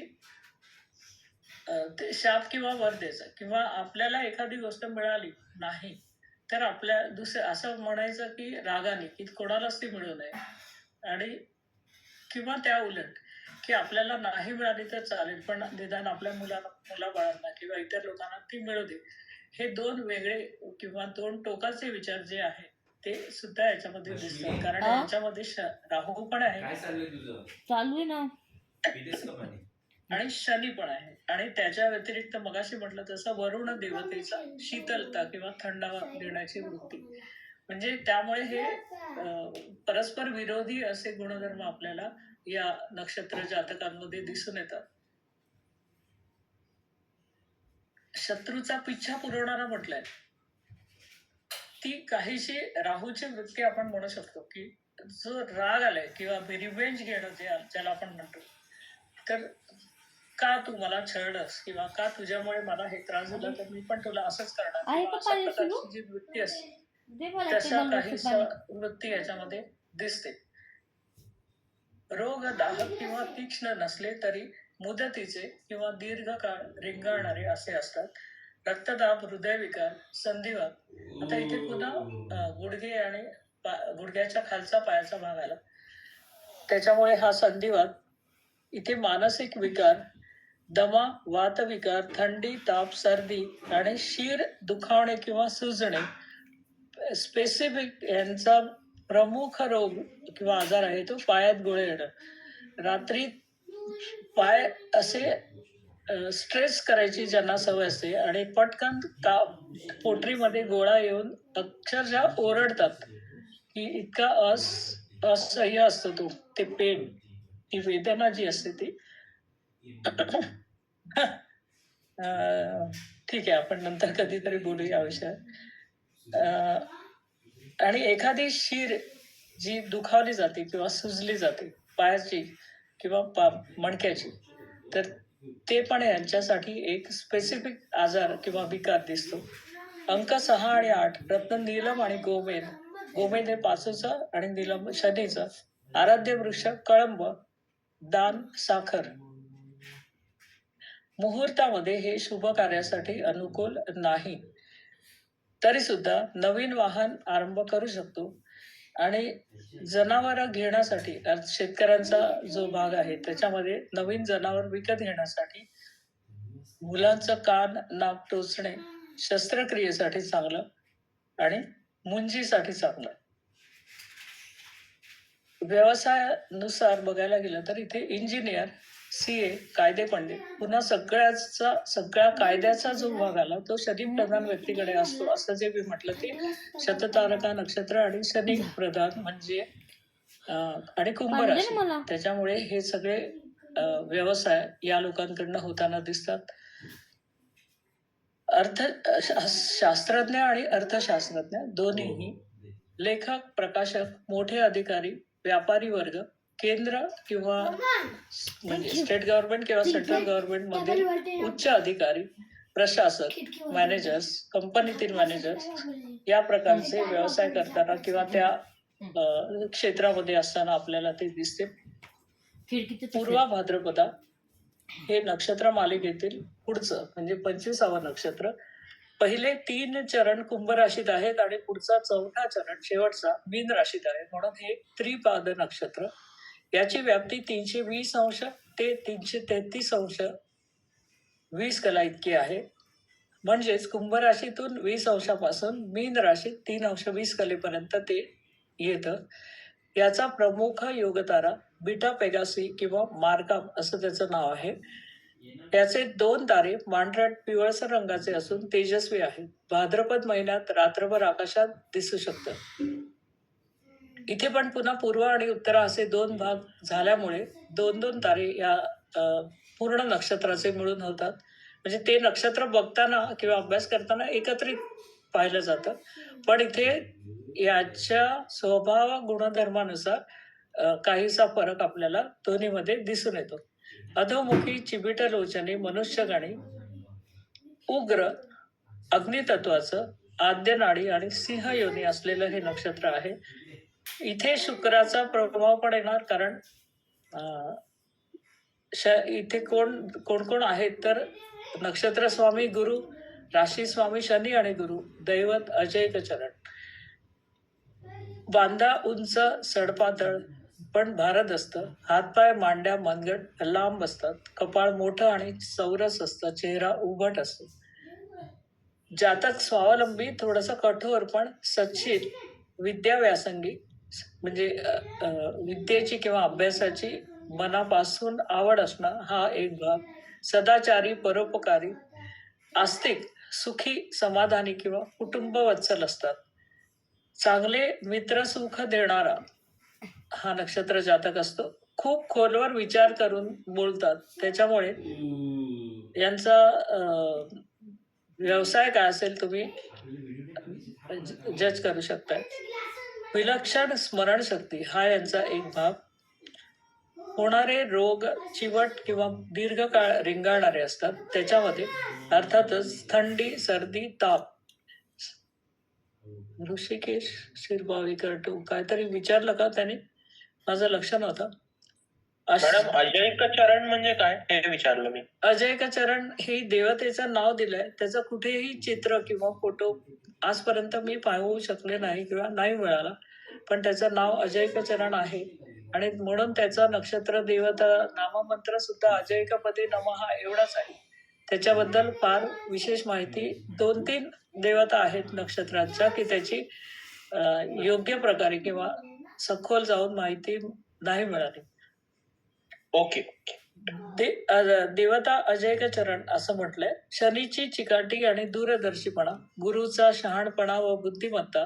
कारण मी ते मोठे डिक्शनरीज असतात ना, त्याच्यामध्ये पण बघायचा प्रयत्न केला. सरांना विचारलंच होतं, पण त्यांनी नुसतं त्याचं नाव दिलं होतं की दैवत अजैक चरण एवढाच उल्लेख होता, त्यामुळे नाही कळू शकलं. ओके. खूप खोलवर विचार करून बोलतात. खगोल, काव्य, शास्त्र आणि विनोद ह्या सर्व विषयांची आवड असते आणि सत्य आणि प्रामाणिकपणा यावर निष्ठा असते किंवा त्यांचा विश्वास असतो. प्लस स्मरणशक्ती अफाट असते. रोग बराच काळ रेंगाळणारे, त्याच्यामध्ये थंडी, सर्दी, ताप, अशक्तपणा, रक्ताभिसरण संबंधित त्रास असतात. संधिवात आणि गुडघेदुखी तर शनी म्हणजे मकरेनंतर ती येणारच आहे. 3 राशींमध्ये मकर, कुंभ आणि मीन. त्यात पुढे जाऊ मीनेत जेव्हा तेव्हा बघू. अंक 3 आणि 8 रत्न पुष्कराज आणि नीलम. पुष्कराज हा गुरुचा खडा आणि नीलम हा शनीचा. आराध्य वृक्ष आम्र किंवा आंबा आणि दान सोनं. मुहूर्तासाठी हे फार महत्वाचं नाही. व्यवसायामध्ये हे सेवावृत्तीचं नक्षत्र किंवा त्याच्या स्वभावानुसार इथे नोकर वर्ग जास्त प्रमाणात दिसतो. सरकारी कचेऱ्या किंवा बँक कर्मचारी याच्यातले सर्व प्रकारचे कर्मचारी आपल्याला दिसतात की ते आता जसं म्हटलं तसं की नोकरदार वर्ग जास्त आहे. त्या व्यतिरिक्त लहान स्वरूपातले व्यापारी, मगाशी आपण बघितलं की होलसेलर्स, पण हे लोक होलसेलर्स नाही आहेत, लहान स्वरूपाचे व्यापारी, शिक्षक आणि प्रोफेसर्स. उत्तरा भाद्रपदा हे 26वा नक्षत्र, चारही चरण मीन राशीत म्हणून चतुष्पाद नक्षत्र. याची व्याप्ती 333°20 कलेपासून 346°40 कला म्हणजेच मीन राशीमध्ये 3:20 16:40 अंशापर्यंत राहतं. प्रमुख योगतारा आहे गॅमा पेगासी किंवा अल्जेनिम अशी 2 नावं आहेत त्याची. याचे 2 तारे तेजस्वी, मगाशी म्हटलं तसं की जसे पूर्वा आणि उत्तरा फाल्गुनीमध्ये पण तसंच पूर्वा भाद्रपदा उत्तरा भाद्रपदामध्ये सुद्धा 2-2 तारे म्हणजे एकत्रित 4 तारे मिळून हे नक्षत्र तयार होतं. याचे तारे पांढरे निळसर असून हे नक्षत्र भाद्रपद महिन्यात आकाशात दिसतं. दु, झा, न्या आणि था असं उत्तरा भाद्रपदाची चरणाक्षर आहेत. ऊर्ध्वमुखी, सुलोचनी, मनुष्यगणी, ध्रुव, जलतत्वाचं, मध्यनाडी आणि गोयोनी असलेलं हे नक्षत्र आहे. याचा नक्षत्र स्वामी शनी, राशी स्वामी गुरु आणि दैवत अहिर्बुद्ध. पुन्हा हे दैवत पण आपल्याला त्याच्याबद्दल फारशी विशेष माहिती मिळालेली नाही. नावा व्यतिरिक्त खरंच काही माहिती नाही. शनीची चिकाटी, निश्चय, धीमेपणा आणि गुरुचा न्यायी आणि उदारपणा आपल्याला या नक्षत्र जातकांमध्ये दिसून येतो. बांधा उंच काटक चौरस आणि भव्य चेहरा. रोग प्रतिकारक शक्ती मध्यम असते. आता ह्याच्यामध्ये गुरु चे जास्तीत जास्त शुभ गुणधर्म दिसतात, जसं की सत्वगुणी, नम्र, विद्वान, बलवान, विनयशील, सेवाभावी, धाडसी, कर्तृत्ववान, निश्चयी, व्यवहार कुशल, समाज कार्याची आवड असणारे, कायद्याच्या चाकोरीत राहणारे म्हणजे सहसा कायदा मोडताना दिसत नाहीत. जे नेहमी आपण सिग्नल वरती बघतो की सिग्नल लाल रंगाचा सिग्नल असला तरी तिथे कोण पोलीस नाही किंवा ती वेळ सकाळची आहे, रात्रीची आहे, तर सरळ सिग्नल तोडून निघून जातात. या व्यक्तींना ते करायला आवडत नाही. म्हणजे आपल्याकडे वेळ आहे की नाही हा मुद्दा नाही, पण तिथे जर रेड सिग्नल असेल तर ते थांबून राहतात, तो हिरवा होण्याची वाट बघतात आणि मगच जातात. म्हणजे इतर ते लोक जाऊ शकत नाहीत का की आता गर्दी कमी आहे, तर म्हणजे सहजपणे इतर आजूबाजूला बघून जाऊ शकतात.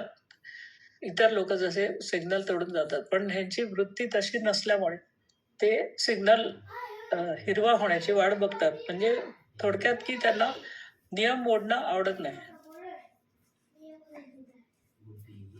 धार्मिक, भाषा चतुर, तत्वचिंतक, एकांतप्रिय, परंपरावादी, योगी किंवा भक्त स्वभावाचे असणारे हे लोक.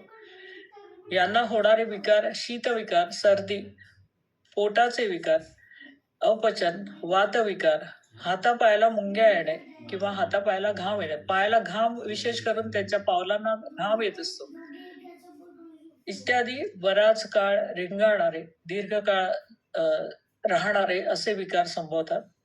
अंक 3 आणि 8 रत्न पुष्कराज, नीलम आणि आराध्य वृक्ष कडुलिंब.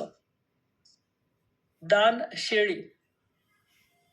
मुहूर्तामध्ये सर्व शुभ कार्यासाठी उत्तम. घर, देवालय बांधणे, विवाह, अग्निहोम ही कार्य महत्वाची. यांच्याकडून होणारे व्यवसाय हे सरकारी नोकरीत, कार्यालयात अभिप्रेत आहेत. रेल्वे किंवा प्रवासी कंपन्या, वकील, शिक्षक, प्रोफेसर, बातमीदार, प्रकाशक, छपाई कामगार किंवा ब्रोकर्स हे त्यांचे व्यवसाय प्रामुख्याने दिसून येतात. आजचा आणि एकूणच शेवटचं नक्षत्र 27वं रेवती नक्षत्र मालिकेतील शेवटचं किंवा 27वं नक्षत्र. चारही चरण मीन राशीत म्हणून चतुष्पाद नक्षत्र. व्याप्ती 346°40 कलेपासून 360° म्हणजेच आपलं ते पूर्ण जो सर्कल आहे ते पूर्ण झालं आणि अर्थात मीन राशीत 16 अंश 40 कलेपासून मीन राशीतले 30 अंशापर्यंत याची व्याप्ती आहे. याचा प्रमुख योगतारा आहे जीटा पिशियम असून त्याचं दुसरं नाव आहे प्युपिशियम. या नक्षत्रात 32 तारे आहेत आणि सर्व फिकट पांढऱ्या रंगाचे आहेत. भाद्रपद महिन्यात हे नक्षत्र रात्रभर आकाशात दिसतं. दे, दो, चा आणि ची ही रेवतीची चरणाक्षरं आहेत. तिर्यंगमुखी, अंधलोचनी, देवगणी, मृदू, जलतत्वाचा आणि अंत्यनाडी असणारा तसंच गजयोनी असलेलं हे नक्षत्र. याचा नक्षत्र स्वामी आहे बुध, राशी स्वामी गुरु, दैवत पूषा किंवा जल, पूषणे नमः असं त्याचा मंत्र आहे. पूषा म्हणजे जलदेवता हे त्याचं दैवत आहे. यात बुधाची बुद्धिमत्ता, गुरुची भूतदया किंवा उदारपणा आणि पूषा देवतेचा थंडपणा आणि शीतलपणा असे बरेचसे शुभ गुणधर्म दिसतात. बांधा मध्यम ठेंगणा, पुन्हा इकडे जलराशी आली त्याच्यामुळे यांची उंची कमी असते. चेहरा बायकी पण सुंदर, म्हणजे असं म्हणता येईल की हे जर स्त्री वर्गाला हे नक्षत्र असेल तर ते चांगलं राहील किंवा चांगले दिसतील. पण पुरुष वर्गाचं रेवती नक्षत्र असेल तर चेहरा बायकी दिसतो किंवा म्हणजे सुंदर दिसतो. पण मग त्याच्यामध्ये जो फरक दिसेल आपल्याला की स्त्री वर्ग कसा दिसेल आणि पुरुष वर्ग कसा दिसेल तर ते आपल्याला ओळखता येतं. रोग प्रतिकारक शक्ती कमी असते. बांधा मध्यम ठेंगणा वाचला आपण. जातक म्हणजे स्वभावानुसार जितेंद्रिय, म्हणजे याला जिंकणारा सहसा कोणी नाही असं म्हणू शकतो. सत्यवादी, विशाल नेत्राचा, संत सज्जनांचा गौरव किंवा त्यांच्या आधाराने राहणारे, त्यांच्या सोबत राहणारे, धर्म आणि तत्वज्ञानाचा गाढा अभ्यासक, सत्वगुणी, चतुर, न्यायी, परोपकारी, कायदा जाणणारे आणि त्याचं पालन करणारे. म्हणजे आपल्या सगळ्यांना कायदे माहिती असतात पण पालन किती करतो किंवा करायची इच्छा असते हा एक वेगळा भाग. आणि हे लोक तसं न करता कायदा पाळणारे पण असतात. क्वचित चंचल, अस्थिर आणि यांच्यामध्ये आत्मविश्वासाचा अभाव असतो किंवा दुसरं म्हणजे अमर्याद अहिंसक वृत्ती असते. निरुपद्रवी, दुसऱ्यांना त्रास देण्यामध्ये अतिशय म्हणजे अजिबात इंटरेस्ट नसतं किंवा तो स्वभाव आहे की दुसऱ्याला आपल्यामुळे त्रास होऊ नये म्हणून सांभाळायचं. बहुधा म्हणजे याचं कारण एक आहे की निवृत्त मार्गी. आता हे शेवटचं नक्षत्र आहे त्यामुळे ते निवृत्तीकडे किंवा विरक्तीकडे झुकणारं हे नक्षत्र आहे आणि म्हणून ह्या प्रकारचा त्यांचा स्वभाव दिसून येतो आपल्याला. रोग, यांना होणारे रोगामध्ये अशक्त किंवा प्रतिकारशक्ती कमी असल्यामुळे शीत रोग, साथीजन्य रोग, पुन्हा इकडे जलराशी आहे त्याच्यामुळे साथीजन्य रोग यांना लवकर होण्याची शक्यता राहते. त्याच्यामध्ये कावीळ, आकडी येणं, ॲनिमिया किंवा रक्ताल्पता म्हणजेच ॲनिमिया, मधुमेह, कफ, क्षय, पायाला चिखल्या होणं जे पायाच्या बोटाला होतं ते, आणि हत्ती रोग, एलिफंटायटिस या रोगाची शक्यता या जातकांना असते. अंक 5 आणि 6 रत्न पाचू, पुष्कराज पाचू बुधाचा आणि पुष्कराज गुरुचा. आराध्य वृक्ष मोहाचं झाड पाहिलं असेल तर चांगलं असं मोठं झाड आहे आणि मोहाच्या फुला खूप चांगला सुवास येतो त्या झाडाखालून जाताना किंवा तिथे गेल्यानंतर. आणि याचं दान आहे महादान. महादान म्हणजे 10 प्रकारची दानं सांगितली आहेत जी मॅक्झिमम त्यातलं एक दान देता देता आपल्या तोंडाला पेच येईल अशी अवस्था.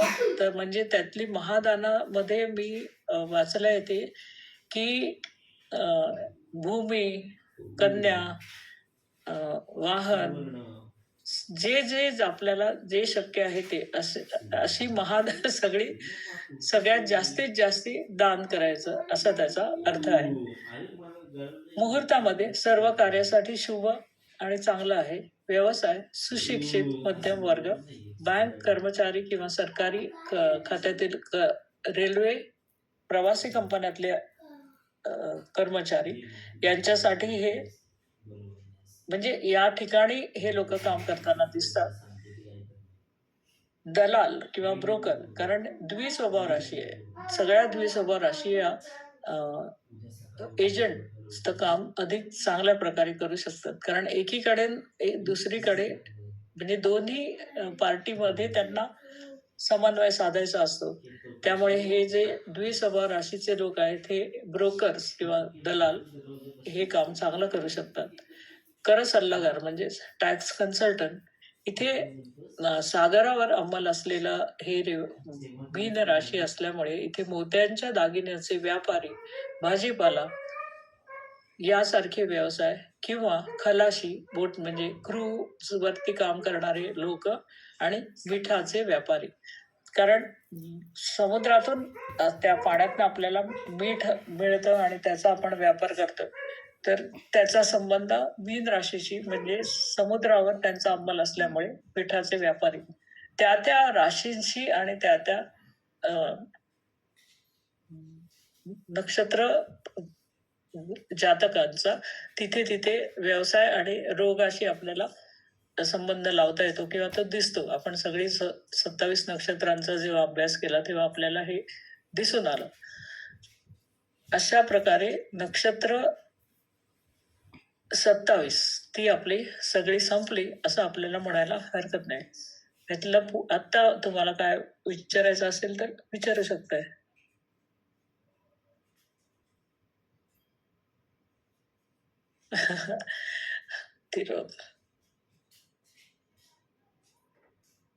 म्हणून मी म्हटलं ऋषिकेशला की तू अजून 10-15 मिनिटं घेऊ शकतोस, आपण आकाश पाहू शकतो.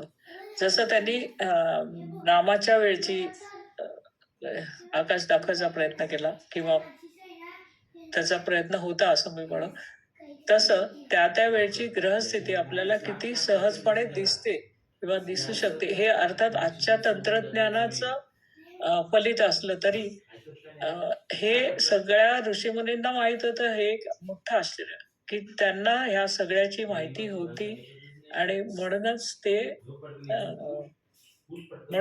ऋषी पदाला पोहोचले असं आपण म्हणू शकतो. की आपल्या सामान्य माणसांची बुद्धी, आपण फक्त एवढंच म्हणू शकतो की आपण ते आता निदान डाउनलोड करणं किंवा काही तांत्रिक माहिती पुढे घेऊन आपण ते ऍक्टिव्हेट करू शकतो, पाहू शकतो. पण त्यांनी प्रत्यक्ष जाणलेले असे लोक आपल्याकडे परंपरेने आपल्याला लाभलेले आहेत. त्यांचं कौतुक आणि खरंच ग्रेट. बोला, आता थांबायचं, संपवायचंय. कविता, पुढच्या संडेसाठी काय विचार होतीस तू? म्हणजे मॅडम आपण तास घ्यायचा आहे का सुट्टी द्यायची इयर एंडची? हो, ते एक तुम्हालाच विचारायचं होतं की पोर्शन वाईज बघायला गेलं तर पोर्शन संपलाय आणि तुम्हाला काय म्हणू एन्जॉय करायचं असेल तर वीकेंड म्हणजे इयर एंडिंग म्हणून तुम्हाला सुट्टी हवी असेल तर ती देऊ शकतो. पोर्शन झाला नसता तर नक्की दिली नसती, पण पोर्शन झालंय आणि तुम्ही एन्जॉय करणं अपेक्षित असेल तुम्हाला तर सुट्टी देऊ शकतो. कविता, काय करायचंय तुम्ही? त्यांना सुट्टी देऊया ठीक आणि आहे, नवीन वर्ग चालू करू आपण 3 जानेवारी. चालेल. सो आपण पुढचा विशारदचा वर्ग आपण 3 जानेवारीला सुरू करणार आहोत आणि त्यामुळे पुढचा शनिवार तुम्ही सुट्टी घेऊ शकताय आणि मजा करा असं म्हणू की पोर्शन वेळेत पूर्ण झाल्यामुळे हे होऊ शकतं. कधी कधी एखादी सणवार मध्ये येतो, शनिवारी सुट्टी द्यायला लागते आणि त्यामुळे होत नाही. पण यावेळेस आपला पोर्शन निश्चितपणे पूर्ण झालाय आणि वेळोवेळी तुम्हाला जे काही प्रश्न असतील ते तुम्ही विचारतच आहात. तर हे कन्क्लूड करू शकतो आज आपण. लिहू. चालेल, मग मीटिंग बंद करते. हो, मीटिंग बंद. सगळ्यांनी 1 किंवा 2 तारखेला फी पाठवायची आणि 3 आपण वर्ग चालू करू. ओके, चालेल. ऋषिकेशला यास थँक्यू.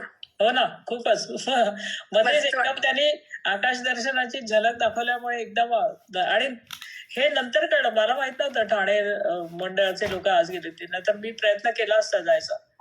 ठीक आहे. माझ्या पण लक्षात नव्हतं. ठीक आहे, पण अजून मुलुंडचे लोक जायचे बाकी असतील तर पुढच्या अमावस्येला म्हणजे 18ला जी हे आहे अमावस्या 18 जानेवारीला, तर ते शनिवारी जायचा प्रयत्न करतील 17 जानेवारीला. तेव्हा मिळालं तर बघू, ट्राय करू. हो, मला आपण ठरवू शकतो का? मॅडम तुम्हीच मी मोंडकर सरांना मेसेज टाकला तर ते म्हणले आमचा कार्यक्रम आजच." अरे रे. पण आणि असं मी म्हणजे मध्ये कोणाचा कोणाशी मग- कॉन्टॅक्ट मध्येच नव्हते. आमचा कार्यक्रम झाल्यानंतर मी कोणाशीच बोलले नाही, त्यामुळे नाही हा, कळलं. हा, हा. पण मुलुंडचे लोक आज असतील तर मग आपल्याला चान्स नाही. पण इतर कोणी अमितचा कुठला ग्रुप असेल, अमित कारखानेस किंवा याचा, तर विचारते, हो, हो. त्यांच्याशी कॉन्टॅक्ट करू शकतो. चालेल, ट्राय करू. खूपच छान वाटलं ना पण आकाश हो ना, बघता मध्येच एकदम एवढ्या सगळे वर्षांनी. हो ना. पृथ्वी घर फिरवून टाकली बघ. आणि कंजंक्शन दाखवलं ते जास्त चांगलं झालं. ती युती कशी दिसते किंवा कधी असते, कसे ते जवळ येतात. छान वाटलं बघायला. आपले अमित आणि बाकीची मंडळी खूप छान माहिती सांगतात. हो ना. नाहीतर मग तुम्ही किंवा सर सगळे खूप छान कथा सांगायची, मग त्याच्यात रमता येतात.